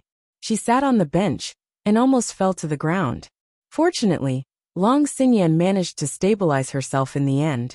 Otherwise, she would have fallen to the ground. "Xingyan, what's wrong?" A girl sitting beside Long Xingyan asked when she saw Long Xingyan's body trembling violently, as if she was threatened. Long Xingyan seemed to have been called back to her senses. She suddenly came back to her senses and blinked her eyes in a daze. She turned around and saw Yun Jian sitting next to Long Xingyan's table. She was wearing a pair of disposable gloves, and peeling the crayfish, as if nothing had happened. Even the warning Yin Jian said to her did not seem to have happened. Long Xinyan felt a chill run down her spine. She swallowed a mouthful of crayfish. Her favorite crayfish was now tasteless. Too scary, this woman is too scary. Long Xinyan did not dare to think about Yin Jian anymore. She closed her eyes and did not dare to say anything about what had just happened. Obviously, no one saw Yin Jian's silent warning to Long Xinyan. Diao Xiaozhan was eating the crayfish in big bites while giving Yin Jian a thumbs up. You're indeed the president of the shrine. You're amazing. I saw that if you had led your shrine to participate in the provincial tournament last year, then your shrine would have won first place in the provincial tournament. I heard that you can add people to the tournament before it starts. President of the shrine, why don't you bring your club to the tournament as well? I reckon that with the 2 moves you just showed, you can easily take the top 3 places in the national martial arts competition. Diao Xiaozhan was speaking the truth. That's right. Why didn't you take part in the tournament? Someone from the War Society said after hearing Diao Xiaozhan's words. He felt sorry for Yin Jian. Facing the Combat Society member's question, Yin Jian pressed her lips together without saying a word. Seeing that Yin Jian did not say anything, Diao Xiaozhan and the others were very smart and did not press her. It was a frightening farce. Although no one said anything, their hearts were still unable to recover from the shock for a long time. That baby shop was indeed worth a visit. It was different from other baby shops. Whether it was the baby toys or the clothes that the baby wore, they were all designed by the shop owner. The 2 little ones would definitely like it. When she returned to her place at night, Shenji, who had been appearing and disappearing mysteriously, called her. Hey, I didn't expect the call to go through. You actually returned to the agent circle and signed a new contract with the website. 006. Do you know that after you came back, the base price of my mission dropped from $50 million to $30 million? Tell me, how are you going to calculate the missing $20 million? Shenji scolded Yin Jian angrily as soon as the call connected. Yin Jian's lips curved slightly. She spun the phone in her hand and said, Then what do you want? Fight me to your heart's content. I've developed a few new moves recently. 006, believe it or not, I'll definitely surpass you this time. It had been so many years. Back when Shenji, Mad Dragon, and Slaying God left in Hun, Shenji had not given up on his dream of surpassing Yin Jian. He kept mentioning it. Yin Jian smiled faintly when she heard Shenji's words. She said, Deal. I'll wait for you at the entrance of the World Martial Arts Competition Arena in Country Z's Liao Province at 6 p.m. tomorrow evening. The loser will treat us. Translator, Atlas Studios Editor, Atlas Studios. Chapter 2515. Translator, Endless Fantasy Translation Editor, Endless Fantasy Translation, page 1/1. As soon as Yin Jian finished speaking, Shenji hung up with a beep. Yin Jian knew Shenji's personality. Based on her personality, she should have left all the internal and external forces of the Soul Eater organization and rushed over from abroad. After all, to Shenji, defeating Yin Jian and surpassing Yin Jian's achievements was her only dream. Yin Jian tossed her phone on the bed and stood up to stretch before heading to the bathroom for a shower. She had called Shenji to Liao Province for no other reason than to get her to spend $1 million USD. They had been rivals for so many years. It was only right for Shenji to treat her to a meal. Reality proved that Yin Jian knew Shenji very well. Shenji hung up the phone and rushed to Liao Province without even putting on his clothes properly. Shenji was Yin Jian's rival. The 2 of them had known each other since they joined the Han organization. This was different from the friendship between Yin Jian and Mu Yingyan and Han. Yin Jian had never treated Shenji as a friend. The 2 of them were rivals who competed against each other. However, after so many years, the 2 of them had gone from being insignificant dust particles who could die at any time when they first joined an Han organization to being the top figures in the international scene.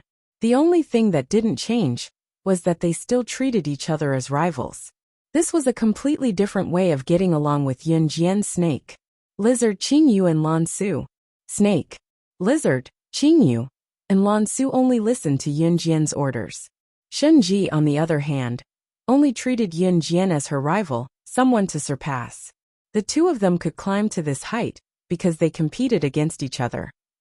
The next day, the National Martial Arts Competition would be broadcasted to the world at 6 in the evening. It was still 5 in the morning. Yun Jian went to bed early and woke up early the next morning. She went to the nearby gym with Mo Bufan and the others to train for the whole morning before heading to the arena at noon. Mo Bufan and the others were rehearsing for the competition at night. Yun Jian sat on the side and watched, giving them pointers from time to time. Halfway through, Mo Bufan and the others were thirsty, but they couldn't leave because of the rehearsal. Yun Jian didn't refuse and went outside to buy them mineral water. There weren't any big supermarkets near the arena, only a small shop. After buying a pack of water, Yun Jian habitually handed the shop's Shinji to the shop owner. The owner had been waiting for Yun Jian to give him change, but was surprised to receive a bank card instead. This is a small business. I only accept cash. In this day and age, there were very few places where cards and could translation. Is there a bank bar translation is translation translation. Is there a bank street translation nearby? Is translation is translation Lu Fifi. Translation is translation is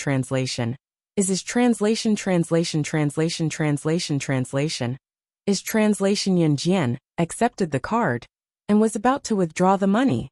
Are you here to buy water for the members of the martial arts club?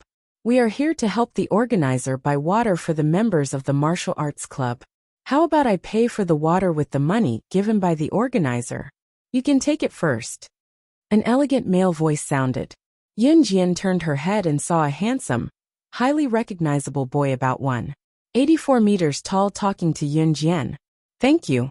Yun Jian glanced at the boy. After saying this, she walked over to pick up the mineral water she had just bought and walked to the arena. Was she going to let him stay to pay the bill? The handsome and highly recognizable boy touched his hair. He couldn't help but call out to Yun Jian, who was about to leave. Wait, can I ask what your name is? Perhaps he felt that his question was a bit abrupt. The boy laughed dryly and then continued to speak. My name is Tang Xiaoming. What I mean is, can you leave your name and which team's martial arts club you're giving the mineral water to? When the time comes, we'll distribute the mineral water at the same time. Translator, Transin Editor, Transin. Chapter 25:16. Translator, Endless Fantasy Translation Editor. Endless Fantasy Translation, page 1/1. There was nothing wrong with Tang Xiaoming's words. Yun Jian didn't take the water from Tang Xiaoming for free. Instead, the organizers had planned to distribute the mineral water to every member of the martial arts club. Yun Jian just took it early. Taking it early meant that Mo Bufan and the others wouldn't be able to get the mineral water when it was time to distribute, so they had to register in advance. Yun Jian's shrine. She didn't stop moving forward or even turn around. Those indifferent words came out of Yun Jian's mouth. With one hand in her pocket, even if she was carrying a cheap white plastic bag, it didn't reduce Yun Jian's aura at all. Tang Xiaoming took a few more glances. Brother, are you dumbfounded? Don't forget that you still have a delicate fiancé at home. The one your parents set up for you. The boy standing next to Tang Xiaoming waved his hand in front of Tang Xiaoming's eyes a few times to attract Tang Xiaoming's attention back. Tang Xiaoming came back to his senses and scratched his head habitually. Don't mention her. I feel weak all over when she's mentioned. Mo Bufan and the others rehearsed until the afternoon, when the competition was about to start. Yun Jian went out for a walk before coming back. Yun Jian had already expected that this national martial arts competition would be broadcasted to the world, so there would be constant rehearsals before the competition. It was simply unrealistic for Yun Jian to be obedient and line up in the queue to rehearse. Therefore, she refused to participate from the beginning. At that time, Yun Jian had just returned to the arena. The arena was very big. Mo Bufan and the others were now at the competition venue. Yun Jian had just entered the arena, and there weren't many people lingering at the entrance. Suddenly, a coquettish female voice sounded from the other side of the arena. Xiaoming, wait for me, Xiaoming. Don't walk so fast, I can't catch up with you. Coincidentally, not long after the voice rang out, Tang Xiaoming, who was 184 meters tall, had a handsome appearance, and had a rather high discernment level, quickly walked over as if he was avoiding the plague. Behind Tang Xiaoming was a young girl, who was speaking to Tang Xiaoming in a coquettish voice. Xingxing, can you stop following me? Tang Xiaoming stopped halfway and looked at the girl helplessly. Why? I'm your fiancé, why can't I follow you? Could it be that you have another girlfriend behind my back, Xiaoming? The 17-year-old girl who was called Xingxing looked at Tang Xiaoming with a bitter expression. She looked like a resentful wife. The girl's full name was Zhang Zixing. When Tang Xiaoming heard this, he slapped his own head. Just as Tang Xiaoming patted his head, wondering how to get rid of his fiancée, who had been ordered by his parents, he suddenly saw Yun Jian walking past him. The next second, Tang Xiaoming walked over and pointed at Yun Jian. He said to Zhang Zixing, "That's right, I have a girlfriend. She's my new girlfriend. Are you satisfied now?" "You're lying," Zhang Zixing retorted after hearing Tang Xiaoming's words. Although Zhang Zixing looked childish, she wasn't too stupid. "Xiaoming, you lied to me. You don't even know her name, and you said she's your girlfriend. You did it on purpose." Before Zhang Zixing could finish her sentence, Tang Xiaoming interrupted. "I didn't lie to you. Her name is Yun Jian." Zhang Zixing. She squeezed her tears and suddenly snorted at Yun Jian and Tang Xiaoming. Then she turned around and ran away. Tang Xiaoming only heaved a sigh of relief when he saw Zhang Zixing disappear from his sight. Then he smiled at Yun Jian. "Sorry, I used you to chase away the fiancé my parents gave me." Tang Xiaoming wasn't the kind of person who was very friendly. Although he used Yun Jian a little, he didn't touch Yun Jian. He didn't even touch Yun Jian. There's no need. Yun Jian was indifferent. Just as Yun Jian finished her words and Tang Xiaoming was about to say a word of thanks, Yun Jian suddenly dodged to the side and dodged a flying kick from a woman in her 20s who rushed in from the entrance. Then, in front of Tang Xiaoming, Yun Jian raised her leg and kicked the woman in her 20s into the abdomen of the woman, who suddenly attacked Yun Jian. The woman took 2 big steps back and steadied herself. This sudden scene made Tang Xiaoming, who wanted to say another word of thanks to Yun Jian, dumbfounded on the spot. However, he saw Yun Jian's cold smile. She looked at the woman who attacked her sneakily. In front of the passers-by and the shocked Tang Xiaoming, she said to the woman, "You came here to fight me. Let's make it clear in advance. If we fight, I'll treat you to a meal if you lose. You lost to me by 1 move. It just so happens that I've taken a fancy to a pastry master in Country F, who made a pastry worth 500,000 yuan. Remember to treat me to it next time." Translator. Hengyi Translations Editor. Hengyi Translations. Chapter 25:17. The pastry master from Country F made pastries that others couldn't imitate, and they were mellow and smooth. It was guaranteed that after eating them once, you wouldn't be able to resist eating them again. Unfortunately, this pastry master loved money as much as his life. Others didn't sell expensive pastries, but he asked for dozens or even hundreds of times more. Of course, to the upper class of the world, a pastry worth 500,000 RMB wasn't that expensive. After all, the most expensive pastries in the world could be sold for tens of millions of RMB. Of course, pastries worth tens of millions of RMB not only had a lot of variety, but they were also large. The pastry master would need half a year to make them. Also, Yun Jian and Xinji couldn't eat that much. Of course, since Yun Jian had let Xinji come to Country Z, Yun Jian didn't plan on letting Xinji go back just like that. She would have to eat at least tens of millions of RMB before letting her go. F***CK 006, you're tricking me. 500,000 RMB? No way. I can't afford it. Xinji's sneak attack failed again.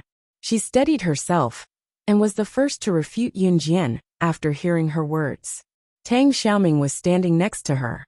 He was a typical campus hunk, And the way he talked to girls was also typical of campus. Tang Xiaoming had seen many types of girls. Some were coy, some were seductive, and some were pure. Usually in school, boys like Tang Xiaoming who were tall, good-looking, good at basketball, and had a good family background were very popular. There would always be girls around him. But Tang Xiaoming had never seen a girl like Yun Jian. Not only did Yun Jian's friend come to her, but she didn't rush to hug her. Instead, she kicked her. What was even more strange was that Yun Jian dodged her friend's kick and said something like that. She opened her mouth and asked for a pastry worth 500,000?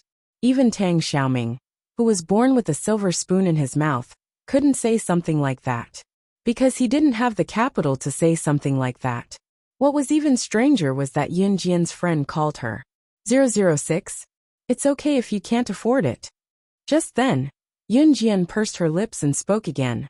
After hearing Yun Jian's words, Tang Xiaoming let out a sigh of relief. She must have been joking just now.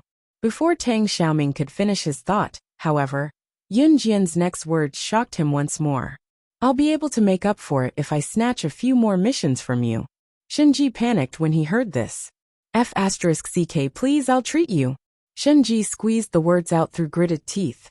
The former would cost 500,000 renminbi, just to treat a piece of cake.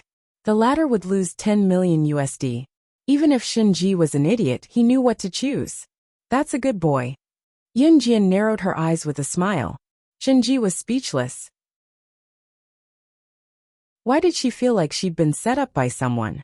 Just as Yun Jian narrowed her eyes and looked at Shenji's expression, a phone call interrupted their conversation. Not long after she picked up the call, Yun Jian's smile faded. She told the person on the other end, I'll be right back, and hung up. Before Shenji could speak, Yun Jian grabbed her by the shoulder and dragged her out. Before she left, Yun Jian turned her head slightly and said to the dumbfounded Tang Xiaoming, help me tell the leader of the shrine, Mo Bufan, that I have something urgent to attend to and will leave first. Tell them to focus on the competition. Before Tang Xiaoming could react, Yun Jian grabbed Shenji's shoulder and walked out. Country Z's Longmen City, Chu Ning and the others who had just received the news could not believe their ears. Chu Ning shook her head. She stared at Lu Cheng and asked, that's impossible. That's absolutely impossible. You. Instructor you. How could he already? Dead. M.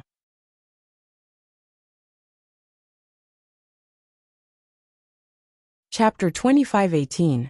Translator. Endless Fantasy Translation Editor. Endless Fantasy Translation. Page 1/1. Yu Xiaoluo. How could he be dead? Ever since Gu Junjian led them into the special forces, Gu Junjian had arranged for them to go to Min City's military academy. Yu Xiaoluo was the military officer there. Although 3 years in high school was neither too long nor too short, Yu Xiaoluo was definitely an excellent soldier after getting along with him for 3 years. Moreover, he was only in his 30s. He still had a long life ahead of him, and he had yet to get married and have children. The 6 members of Team Monarch almost fainted when they heard the bad news. The members of T-Rex Squad and Strongest Squad had never interacted with Yu Xiaoluo before, so they did not know what kind of person he was. However, when they heard the bad news, all of them lowered their heads without exception. As a military officer who had returned from overseas, Lu Cheng was proud of the special forces who had returned from overseas. Although he looked down on Yun Jian, and had even done some despicable things at this moment, the corners of his eyes were bloodshot. He stood on the spot in a respectful military posture to show his respect. However, as the commanding officer, Lu Cheng wiped away his tears. He looked at everyone and said after 2 seconds of silence, I've met Yu Xiaoluo before. I've met Yu Xiaoluo a few times before. A few months ago, he was sent to rescue Z country's citizens who were trapped in country. Unfortunately, he was attacked by the enemy and was hacked to death. And now, his corpse and his head are hung on the flag of country in by the people of country Z. His bones are still warm. This time, I, Lu Cheng, will participate in the mission to rescue the people of country Z. I must bring his corpse back. Country N was a country with an imperfect legal system. A few months ago, there was a sudden riot in Country N. Many Country Z citizens who went to Country N to work and earn money were trapped in Country N. In a country with an imperfect legal system, it was very scary when there was a riot. Massacres of Country Z citizens on the streets, wars, and so on. These were things that ordinary people thought were far away and impossible. However, in a country with a riot, it was real. Moreover, the reality was always crueler than one could imagine. Rape of women on the streets and gang rape of women were trivial matters. During the riot in Country N, the Country N people even chopped off the heads of Country Z citizens and used them as balls. Women were skewered and barbecued like animals. Don't feel disgusted, it was the truth. A few months ago, Ushalua was sent to Country to rescue the Country Z citizens who were trapped in Country. What was more, the enemy of Country's Ushalua was to the enemy. It was an insult. If such a thing happened to anyone, as long as it was a person, when they saw their own people being humiliated like this, they would definitely be infuriated. Now Lu Cheng was going to Country Inn to support the rescue. Sir, team. Team monarch team squad team is team is team? Even if we is instructor is translation is translation? Translation is translation. Lu Shiyan clenched his teeth and clenched his fists. His entire body was trembling, but his words resonated with everyone. Is his team as translation team? Team is team. There were there is. There was is. With your skills, you're not special forces who have returned from overseas. What are you going to do? Is to die. RRR. Lu Cheng's shout sounded like he was looking down on the 6 members of Team Monarch, just like before. However, everyone present could tell that Lu Cheng was trying to protect the 6 members of Team Monarch. He did not want them to be in danger. After all, Country Inn was in a riot. Going to Country Inn now was tantamount to entering a smoke-filled battlefield. Tanks, planes, and cannons were places where one could lose their life if they took cover in the wrong place. Lu Cheng dared not let the 6 members of Team Monarch go to such a dangerous place. This kind of mature adults should be handed over to them to do. Little brats. Why are you interfering? T-Rex Squad and Most Awesome Squad knew that their strength was not enough to help. They might even drag the team down. Therefore, they did not say anything. However, just when the atmosphere was at its coldest point, a female voice that was always arrogant, but ignited the hope of everyone present suddenly rang out like a vast thunderclap. Team Monarch / God is heading to Country Inn to provide support. We must bring Instructor you back. Translator, Atlas Studios Editor, Atlas Studios.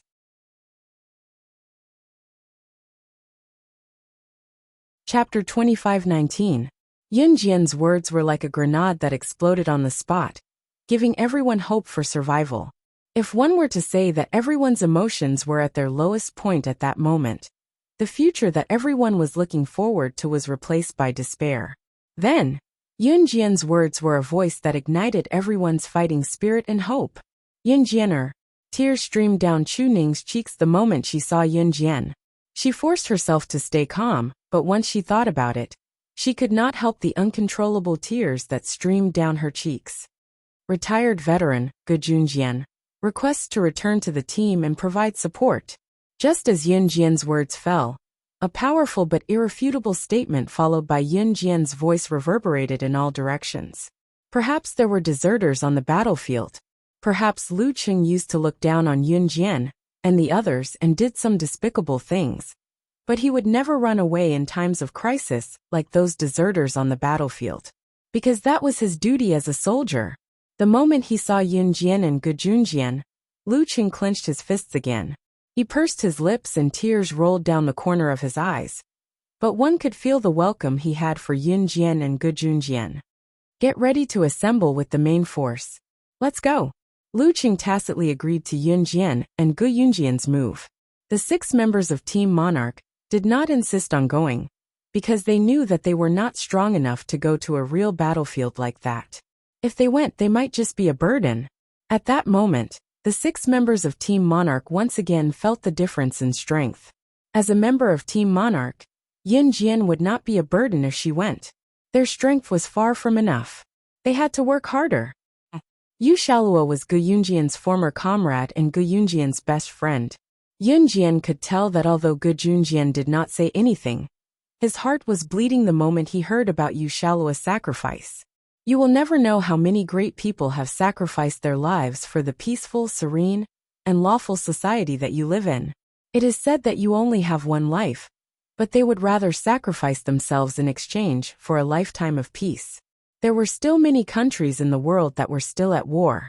Someone once calculated that in the recorded history of mankind, there had only been a short 100 years of peace without war.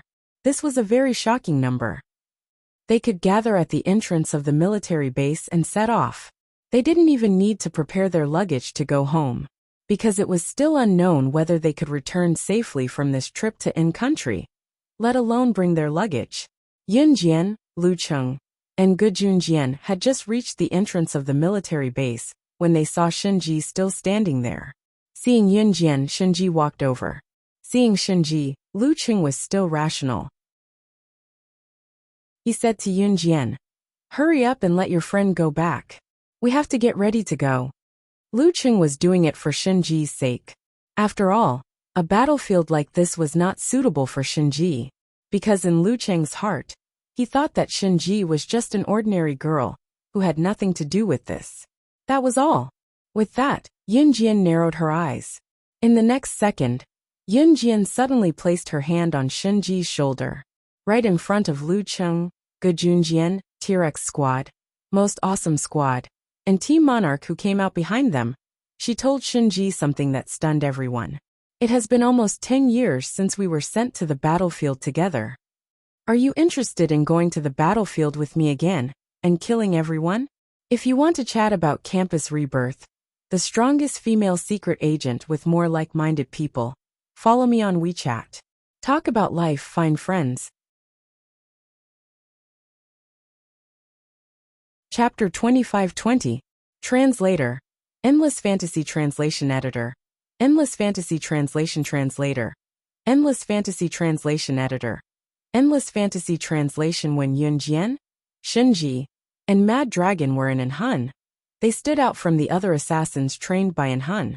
After a few years of training, Yunjian, Shenji, and Quang Long were the only ones who survived among the thousands of people. As an assassin and an agent, they had to be proficient in all kinds of cold weapons, light weapons, and heavy weapons. They had to learn how to adapt to all kinds of situations.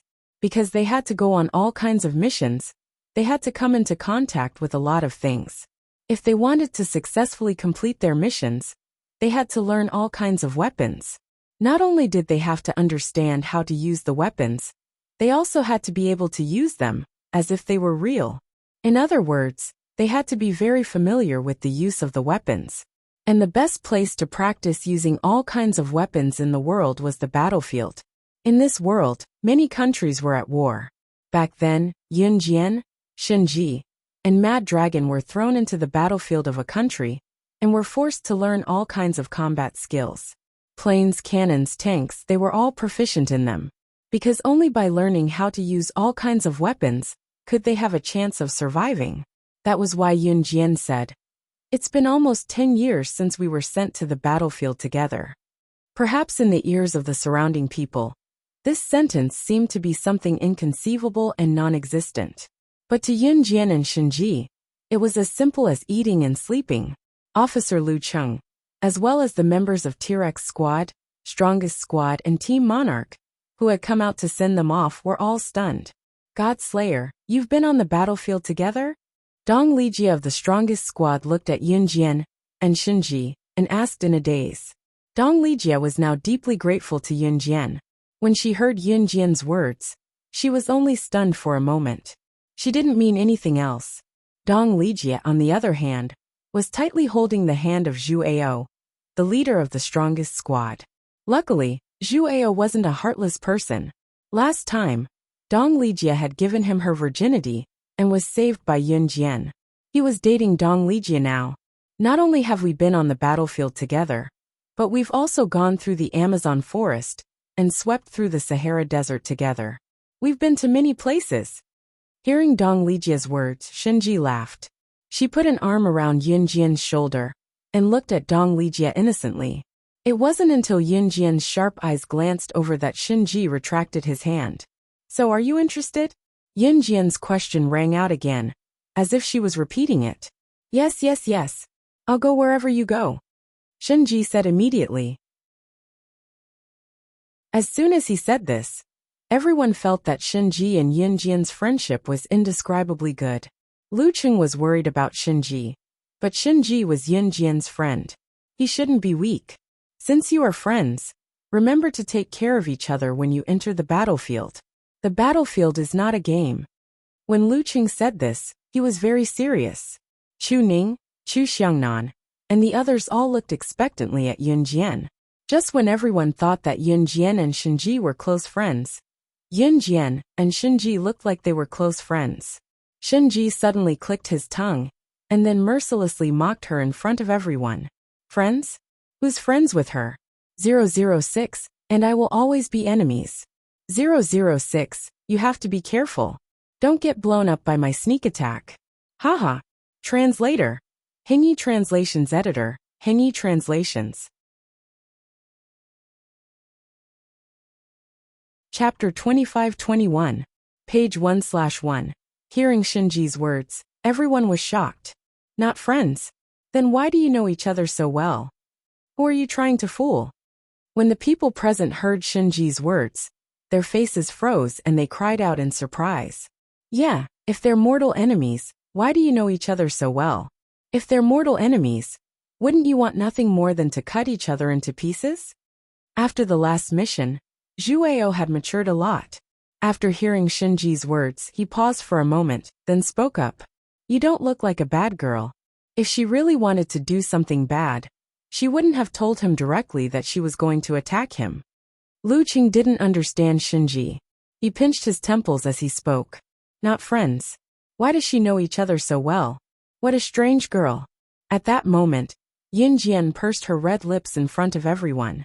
Just when everyone thought that Yunjian would refute, or at least say that she and Shinji were friends, and that they just liked to bicker with each other, Yunjian suddenly said to Shinji in front of everyone, I'll be waiting. Just don't get killed by my counter cannon. Don't blame me for not collecting your corpse. After Yunjian said this, everyone was completely shocked. How was this the way a normal friend would talk? What was the relationship between the two of them? Let's go. Just then, a large van drove up to the entrance of the military base. A staff member stuck his head out and called out to Lu Cheng and the others. Let's go. Lu Cheng saluted the members of the three teams, as well as the entrance of the military base. His eyes reddened as he turned around and walked into the bottom of the van, climbing onto the back. This van was originally used to transport goods. It was very big. Once the back door was closed, it was surrounded by airtight walls. Yunjian and Shinji were the second to easily jump into the back door of the van. Gujunjian followed closely behind. After the group of people got on the van, the door was closed by the man who was driving the van. He was dressed like a staff member. This man dressed as a staff member was actually a soldier who had been sent as reinforcements. It wasn't easy to cross the border of N country. Of course, there was already a riot in N country, so they couldn't care that much. So all the special forces sent as reinforcements sat in the back of the van, making up the numbers and sneaking into N country. There were already quite a number of people sitting in this large van, all of whom were dressed normally. As soon as Yunjian entered the van, someone lit up the light for Yunjian and the others. Both Yunjian and Shinji had excellent night vision, so they could see the people inside the carriage clearly. With the light, the interior of the van stand out. There were more than a dozen special forces soldiers in the carriage. They were all dressed in ordinary clothes and had rifles in their hands. It looked like they were resting with their eyes closed. The special forces soldier who lit the lighter glanced at Yunjian and Shinji, then said to the four newcomers, Go ahead and pick up a weapon. Go to the side and pick a weapon that suits you. Our car hasn't reached the border of country N. When we reach the border, the real battle will begin at any time. With that, the special forces soldier looked at Yunjian and Shinji. Little girls, remember to follow behind us. Don't go against those people. Shinji wasn't happy with that. She immediately replied, remember to follow me. I'll make sure you don't die. Translator. Hingi Translations Editor. Hingi Translations. Chapter 25-22. Shinji was a rather casual person. She would never force herself to say anything she wanted to say. As a result, these extremely arrogant words, which sounded to the ears of outsiders, were blurted out just like that. Yunjian only glanced at Shinji. She didn't reach for the guns on the side. Instead, she leaned on the side and closed her eyes to rest. Little girl, you've got some guts. The Special Forces soldier laughed after hearing this. Actually, to everyone in the car, this trip to in-country was a matter of life and death. Perhaps they would never be able to return to their beloved country, but at this moment, no one was afraid. The Special Forces soldier chuckled and looked at Shinji. He introduced himself with interest. I'm Shinji. My name is Zhengning. My surname is Dan. Everyone was named Zhengning. Seeing that Yunjian had already sat down on the ground, Shinji also sat down, ignoring Dan Jingning. Dan Jingning wasn't angry. He laughed happily. His 40-something-year-old face suddenly had a trace of amusement on it. He had been determined to die in this mission, and had lost all hope for the future. These two girls, one was very arrogant, the other completely ignored him. Perhaps the arrival of these two girls would bring a trace of joy to the last journey of his life. The van drove for a day and a night before finally arriving at the border of in-country. There were people guarding the border of in-country. They were probably part of in-country's civil war. The driver had obviously forged a pass. At the entrance of in-nation's border, after showing the military personnel their passes, they drove the large vans into in-nation's territory. But just as the van was allowed to drive into in-country's border, everyone in the car was on high alert. If they were discovered by the people outside, they would be greeted with a bloody battle. Get down! Just as everyone relaxed their vigilance, a clear voice that only the people in the van could hear suddenly rang out. The voice came from Yunjian's mouth. The people in the van didn't have time to understand what Yunjian meant, but they were all martial artists. Their bodies were one step ahead of their heads. When they heard Yunjian's words, they silently lay down on the floor of the van. Tut tut tut tut tut. Just then, a burst of machine gun fire came from outside. The thin walls on both sides of the van were shot through. If they had been standing just now, they would have all been killed. This burst of machine gun fire, no one had given any warning. It was almost as if the sound had come out of the blue. Even the Special Forces soldier in the driver's seat, who was disguised as a worker, felt his eyelids twitch. But he couldn't speak. If he revealed even the slightest flaw, the army would discover the dozen people in the van. Finished. There's no sound of people inside. It's definitely the goods. A soldier from in-country walked up to his leader and reported. Fire, the leader said. At this time, the Special Forces soldier in disguise drove the van, and smoothly drove into in-country's border. Until they stopped at a safe area. The Special Forces soldier in disguise opened the back door. Seeing that everyone was fine, he let out a sigh of relief. And at this time, the soldier who called himself Dan Jingyu looked at Yunjian. With a face of shock, he asked on behalf of everyone. Young lady, how did you know that group of people would shoot at our van? If Yunjian hadn't discovered it, everyone in the van would have died. And even if they didn't die from the bullets, they would have been discovered by the people outside and killed. Just when everyone was looking at Yunjian, they saw Yunjian's red arc slightly pursed. She indifferently opened her mouth and said something that shocked everyone present. I heard the sound of them pulling the gun.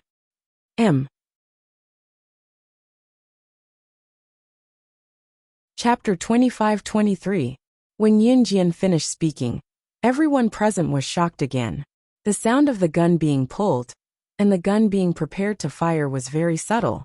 Just now, the group of in-country soldiers outside the van were talking loudly in in-country's voice.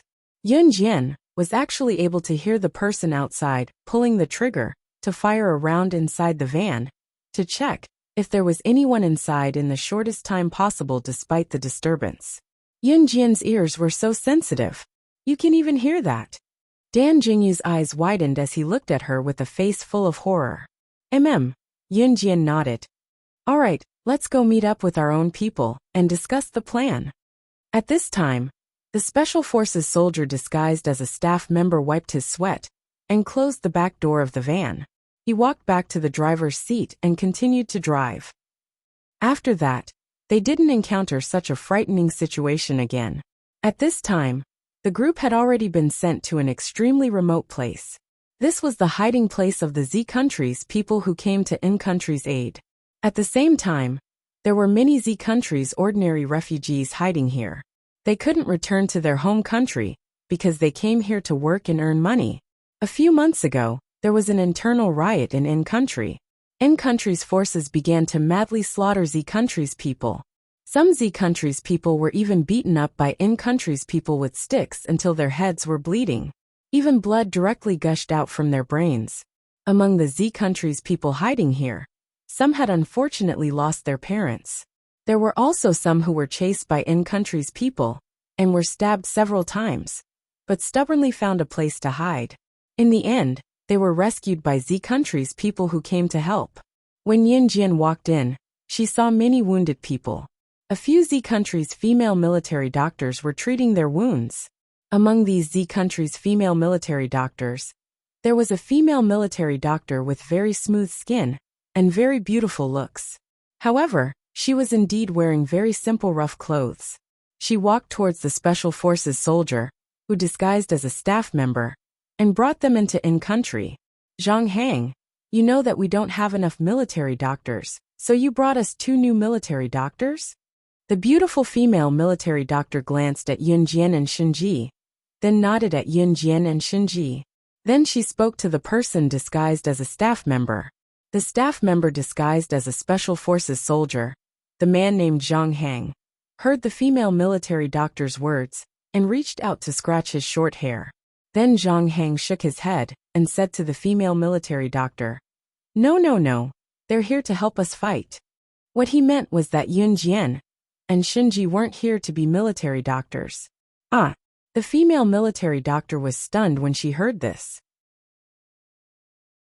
After all, people who could go to war. It was unheard of for a girl to go to the battlefield. Can they really fight on the battlefield with their skinny arms and legs? Another female military doctor who had just finished checking on an injured patient came over and stood beside the pretty female doctor, looking at Yun Jian and Shinji doubtfully.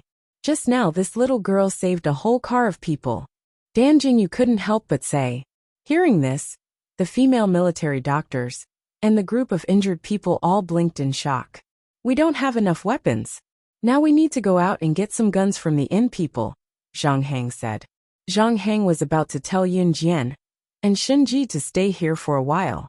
But before Zhang Hang could finish, Shinji heard him and suddenly became excited. She turned to look at Yun Jian. Suddenly, in front of the female military doctors, the group of injured people, and all the Special Forces soldiers, she arrogantly gestured to Yun Jian. 006, what do you think? Do you want to go steal some tanks from the inn people to practice? Let's have a competition. Whoever steals the most tanks in 10 minutes wins. The winner will treat us to a feast. Calm. Wonderful Book House. Chapter 25-24. Translator. Endless Fantasy Translation Editor. Endless Fantasy Translation Translator. Endless Fantasy Translation Editor. Endless Fantasy Translation. As soon as Shinji finished speaking, everyone was shocked. Especially the female military doctor, who had come over to question whether Yun Jian and Shinji could really go on the field with their skinny limbs. This female military doctor was called Wang Shuefei. She was a battlefield female military doctor. The other one was very pretty, and she was the first to greet Zhang Hang. Her name was Zhang Meili. Zhang Meili, as her name suggested, was indeed very pretty. When she heard Yun Jian and Shinji's conversation, Wang Shuefei froze. Dan Jingyu, Zhang Hang, Zhang Meili, and the others who were standing nearby, as well as the injured lying on the ground, were completely stupefied by the conversation between Yun Jian and Shinji. It should be known that Zhang Hang and the others had sneaked out to steal firearms from the people of in-country during the riots. It was very dangerous for them to return with firearms, and they could lose their lives at any time. But this woman who came with Yun Jian actually said to Yun Jian that they were going to steal tanks from the in-nation people for fun. The two of them wanted to compete to see who could steal the most tanks. What were they doing? Were they daydreaming? Even Lu Cheng's face was pale with fright. After all, Yun Jian and Xin Ji had been brought here by Lu Cheng. Gu Junjian had retired, and Lu Cheng was Yun Jian and Xin Ji's superior. Before Yun Jian could reply, Lu Cheng frowned and scolded Yun Jian and Xin Ji. Don't mess around. With that, Lu Cheng turned to Zhang Hang. I'll take good care of them. Zhang Hang seemed to be the person with the highest rank in this temporary hideout, so everyone listened to him. He was the one who had brought everyone into in-nation not long ago, pretending to be a worker. When Zhang Hang heard Lu Cheng's words, he nodded lightly at Lu Cheng. He didn't care about what Xin Ji said to Yun Jian.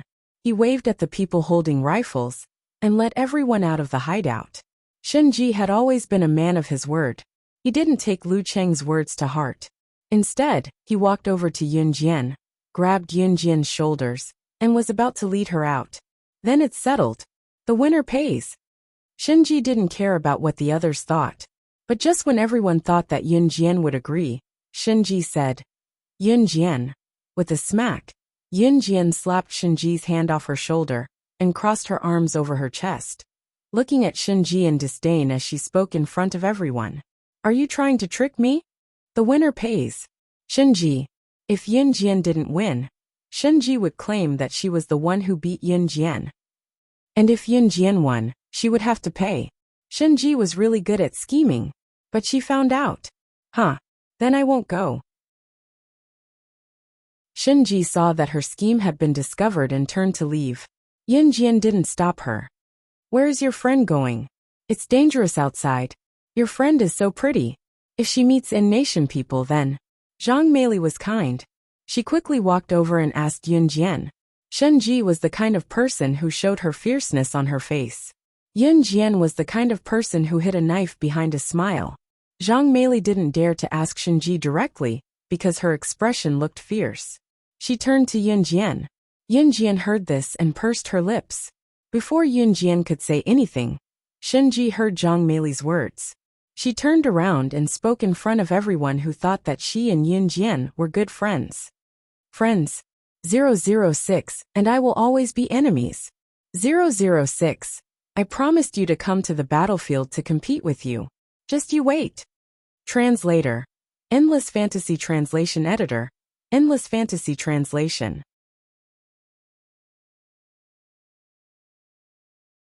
Chapter 2525. Page 1/1. Lu Cheng and Gu Junjian already knew that Xin Ji and Yun Jian didn't get along, but Wang Xuefei, Zhang Meili, Zhang Hang and the others thought that Xin Ji and Yun Jian were friends. After all, only friends would say things like, whoever wins gets to treat, right? But when they heard Xin Ji's arrogant words, they were all stunned.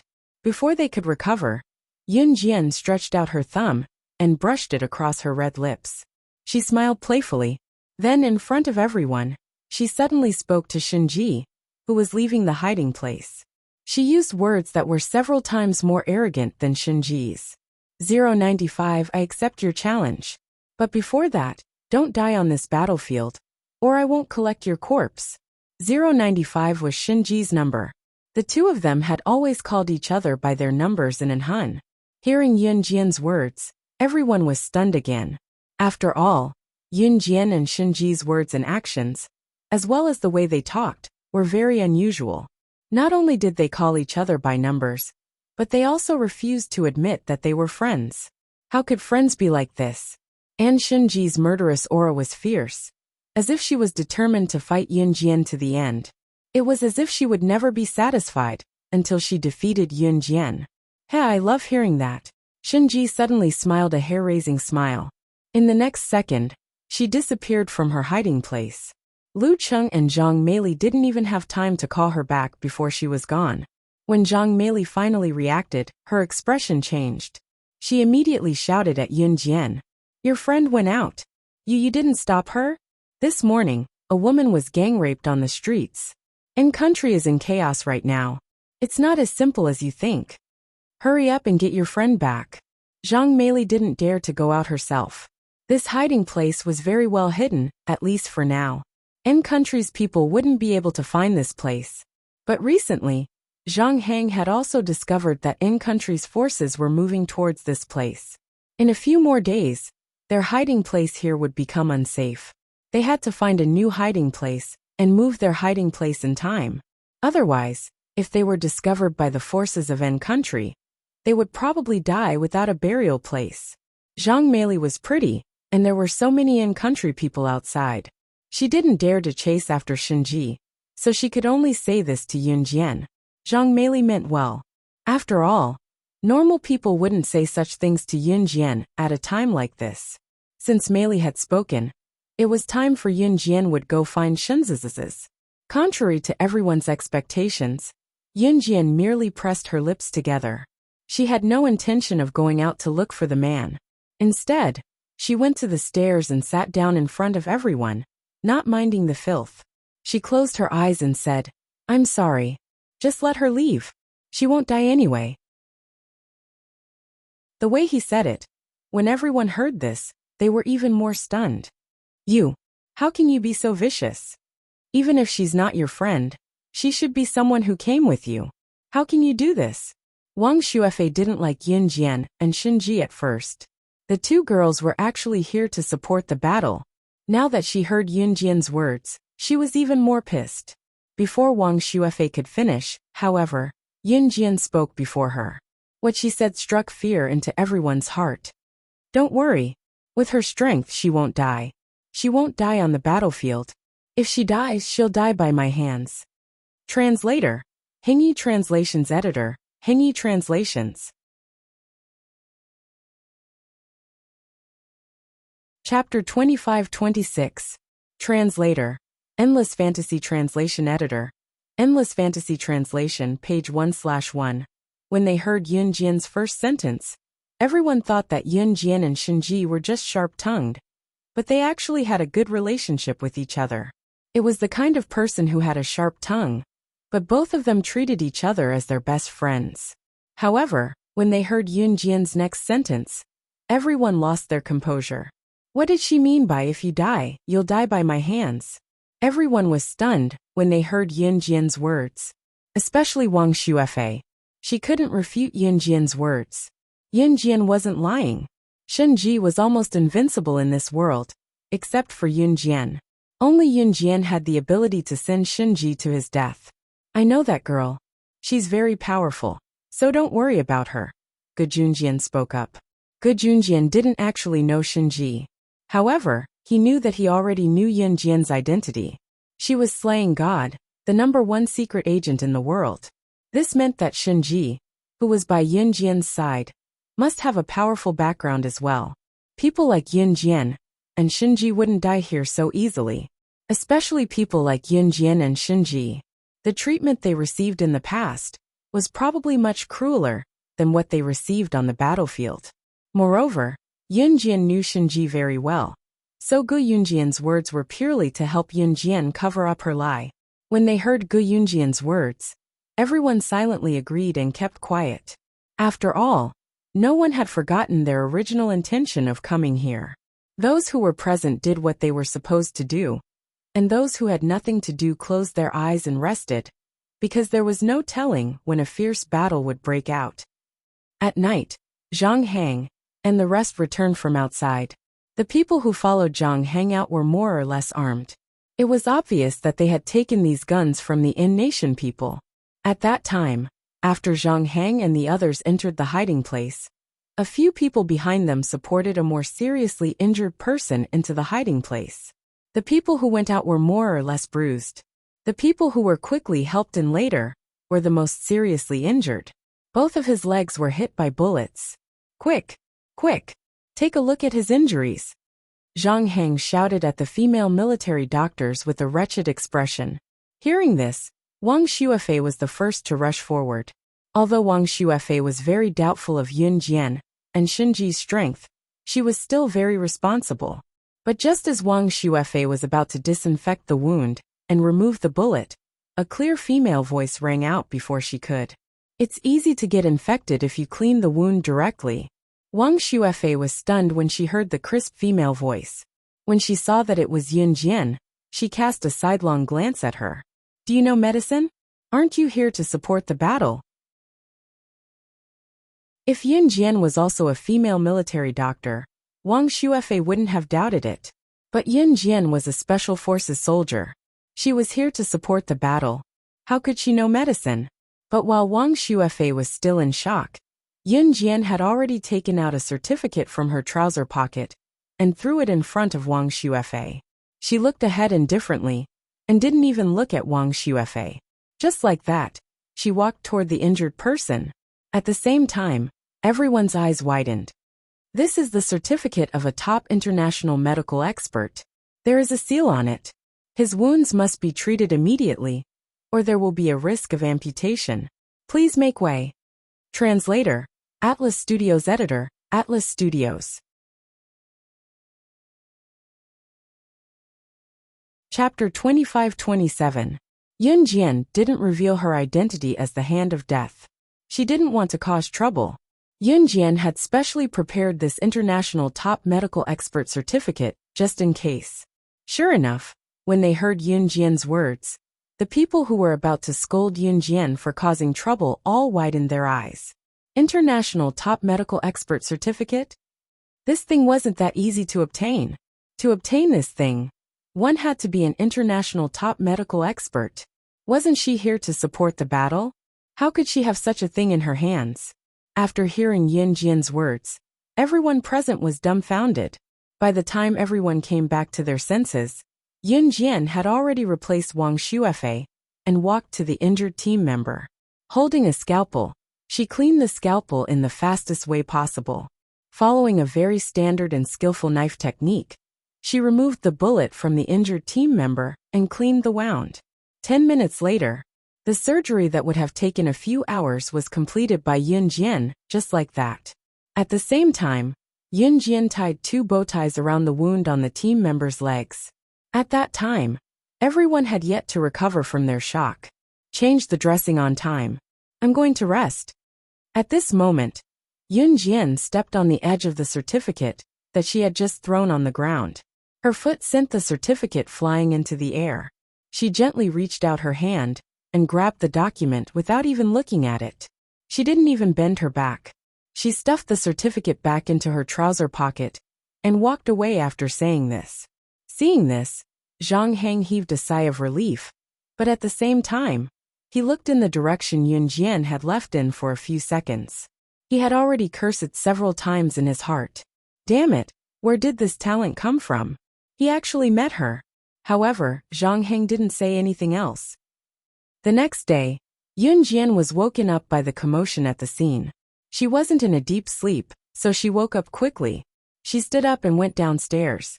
Then, Zhang Heng said to everyone with a pale expression, "Everyone, follow Officer Gu Junjian and evacuate quickly. Move quickly. Our hiding place has been discovered. It's the people from Country N. They are now attacking us with tanks. If we're any later, all of us will die here." Zhang Heng's words made everyone turn pale with fright. Everyone was so nervous that their expressions changed drastically. A few ordinary people from Country Z were so scared that they started crying in public. After saying this, Zhang Heng led a group of Special Forces soldiers who had come to support the battle in the direction of the In Nation's tanks. They had to find a good place to block that group of people and fight for a chance for everyone to escape.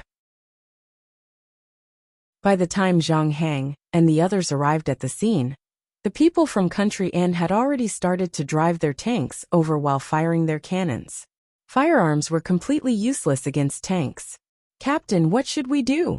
Someone looked at Zhang Heng and asked. "We have no choice but to use grenades and human flesh."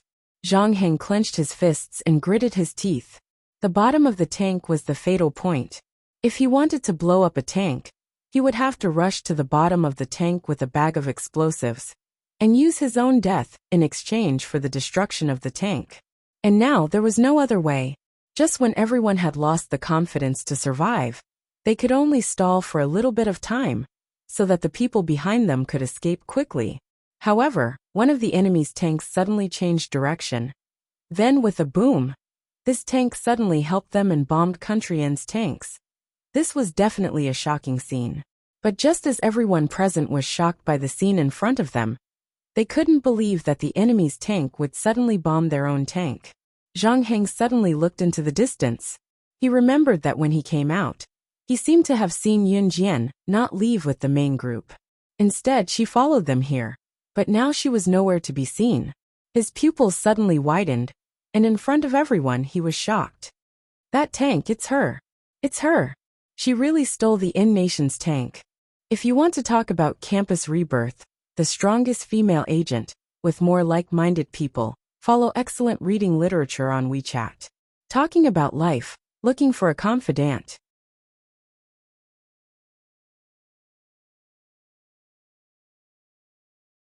Chapter 25-28.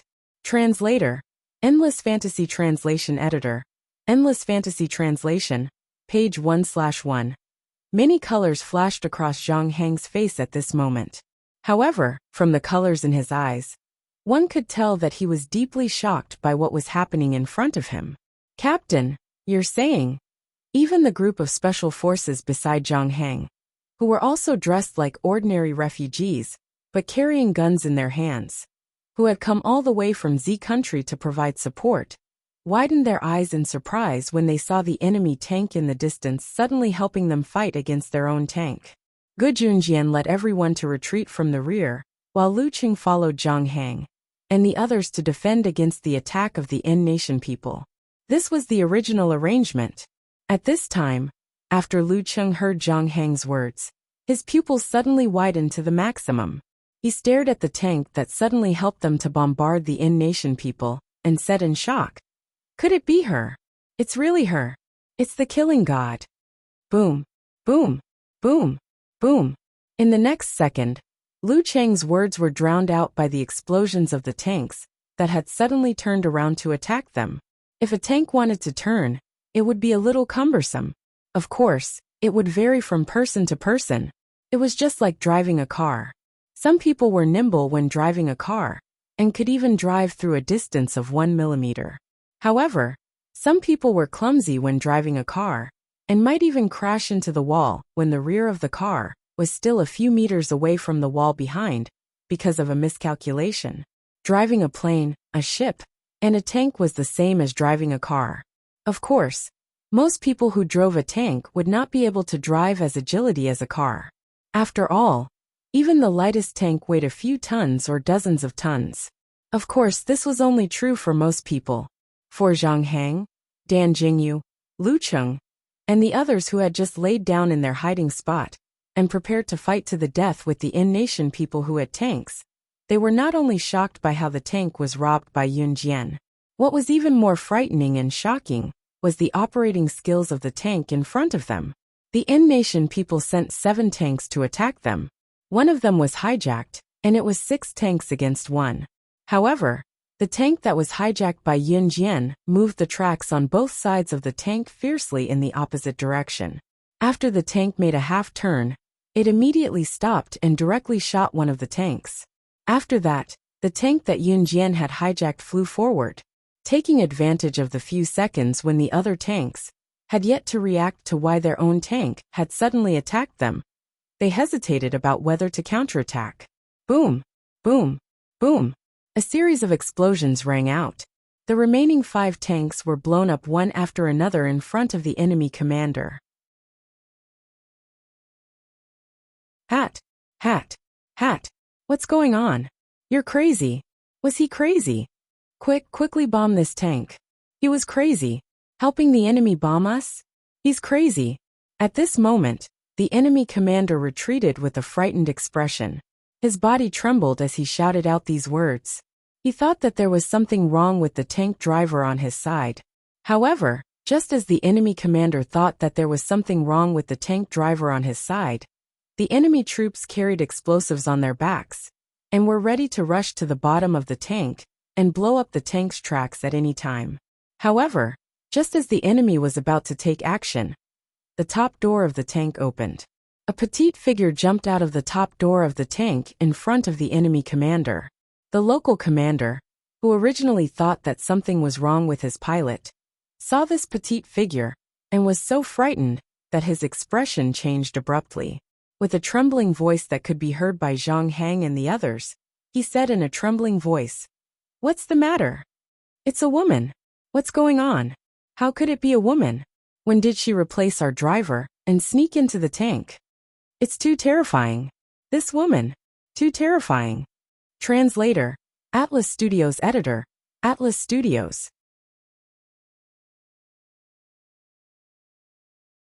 Chapter 25-29. Translator, Endless Fantasy Translation Editor, Endless Fantasy Translation, page 1/1. He had seen with his own eyes how the tank driver had entered Tucker's gate and operated the tank. He had not noticed anything amiss along the way. This woman, when did she sneak in? Commander one of the enemy commander's subordinates saw this, and came to the commander's ear to ask for instructions on what to do next. Retreat. We're retreating. The enemy commander was frightened by Yun Jian, who was standing on top of the tank and looking down at the entire battlefield. Even though he was leading over 1,000 men and had the support of the original 7 tanks, he was still completely shocked by Yun Jian's methods. The group of people quickly turned around and retreated. Zhang Hang and the rest who were standing far away were stunned when they saw this. Haha, Lu Cheng, I didn't expect you to have such a powerful subordinate under you. After recovering from the shock, Zhang Hang patted Lu Cheng's shoulder and laughed out loud. Although Zhang Hang and the rest did not understand what the group of N-Nation people were saying, they could tell that the group of N-Nation people were probably planning to retreat. They did not even want to kill Yun Jian, who was standing on top of the tank and looked so easy to deal with on the surface. Sir, you're too kind. Lu Cheng heard that he was praised by his superior and naturally felt an indescribable joy in his heart. Moreover, Yun Jian had turned the tables in the previous deadlock. 7 tanks against them, they were definitely going to die. But at this moment, the N-Nation people were planning to retreat. However, just as the N-Nation commander was about to lead his men to retreat, a soft and indifferent voice that could make one's hair stand on end and tremble uncontrollably suddenly rang out. You guys still have delusions of leaving this place alive? Yun Jian's words were spoken in a very authentic N-Nation language in front of everyone. Her voice was cold, and there was no emotion in her words. When they heard this, not only did the N-Nation commander and the 1,000 men who followed him turn around in shock and stare at Yun Jian, even Zhang Hang and the rest who were far away thought that Yun Jian was crazy. Zhang Hang had a subordinate who knew N-Nation language, and he translated what Yun Jian had said to the group of people who were about to leave. Crazy? Didn't she know that N-Nation was currently in a state of chaos? Riot. The forces in N-Nation are divided into several factions. They kill the Z-Nation people as they please. How many innocent women were killed? Some were even gang-raped on the streets. Now that we've met this group of natives, it's already a blessing that they're willing to leave without doing anything. But what is she doing? Does she know that she's also a woman? If he were to be caught by the N-Nation people, he would be in utter misery. It wasn't just physical humiliation, it was mental devastation. It would be worse than death. All of you stay here. I'll go and bring her back. Zhang Hang threw the rifle in his arms to one of his subordinates, grabbed a dagger in his hand, and jumped away from his hiding spot. However, just as Zhang Hang jumped out of his hiding spot and was about to walk over to Yun Jian, a voice suddenly rang out. F***CK. This woman was courting death. Brothers, let's fight it out with her. The subordinates of the N-Nation's leader were the first to voice their displeasure. Don't kill her, capture her alive. Destroy 6 of our tanks. And everyone will take turns to F***CK her to death. Words like these rang out loudly. With that, the N-Nation group suddenly rushed toward Yun Jian, who was standing on top of the tank. F***CK. They didn't believe that they couldn't even capture a woman alive with their thousands of people. However, just as the enemy leader's subordinates rushed toward Yun Jian, exposing their true nature to the extreme, Yun Jian didn't wait for the crowd to reach her. In front of Zhang Hang and the others in the distance, she flashed an extremely strange smile at the enemy leader and the thousands of people. In the next second, she smoothed out the curve of her mouth and grinned like a harmless little girl.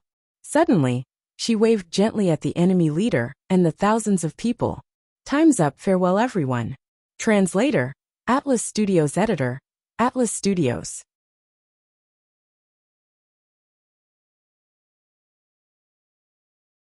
Chapter 2530.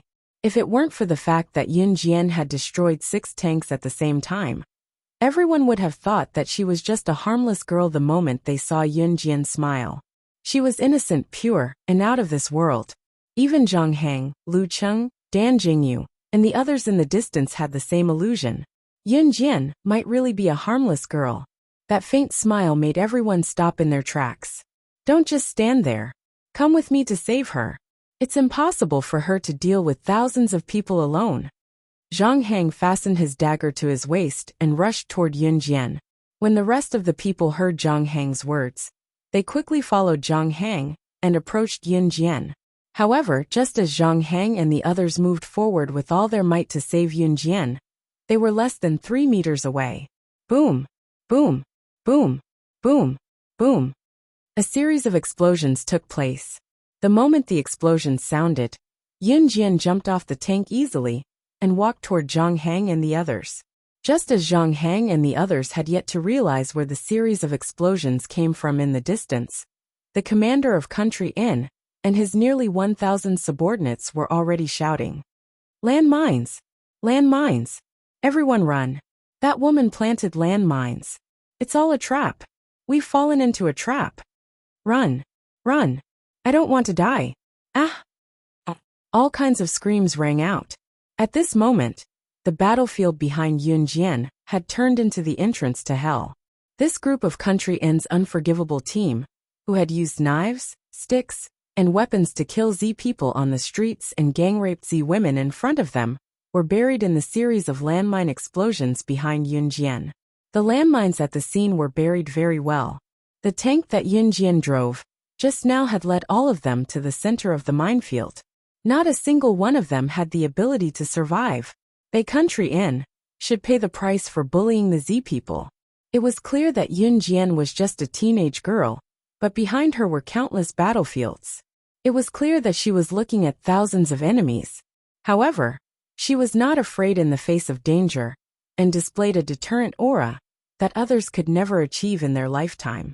She had set up a strategy that could eliminate thousands of enemies without her personally. Looking at the continuous explosion of landmines behind Yun Jian, they saw that Yun Jian seemed to be unaffected by the ground tremors caused by the landmines and the deafening explosions. At that moment, she put her hands in her pockets and walked toward Zhang Hang and the others. Seeing this scene, Zhang Hang and the others seemed to see a ruler descending. It was as if she had the power to dominate the world. In this place, she was the king. After some time, the explosion of landmines explosions finally stopped. Yun Jian's also Zhang's. At this moment, Zhang Hang opened his mouth, but nothing came out. Just as everyone wanted to ask Yun Jian how she could stand out, Yun Jian suddenly looked behind them and said, "Thank you for your hard work." With that, Zhang Hang and the others were stunned. Hard work? What hard work? Zhang Hang and the others were stunned. They turned around and saw that Shinji, who had left yesterday, was already standing in front of them. Before anyone could react, Yun Jian pursed her red lips again. Ignoring the people in front of her, she spoke again to Shinji behind her. "Compared to 10 years ago, when we worked together to blow up 100,000 enemies in Country L, I'm more satisfied with this cooperation."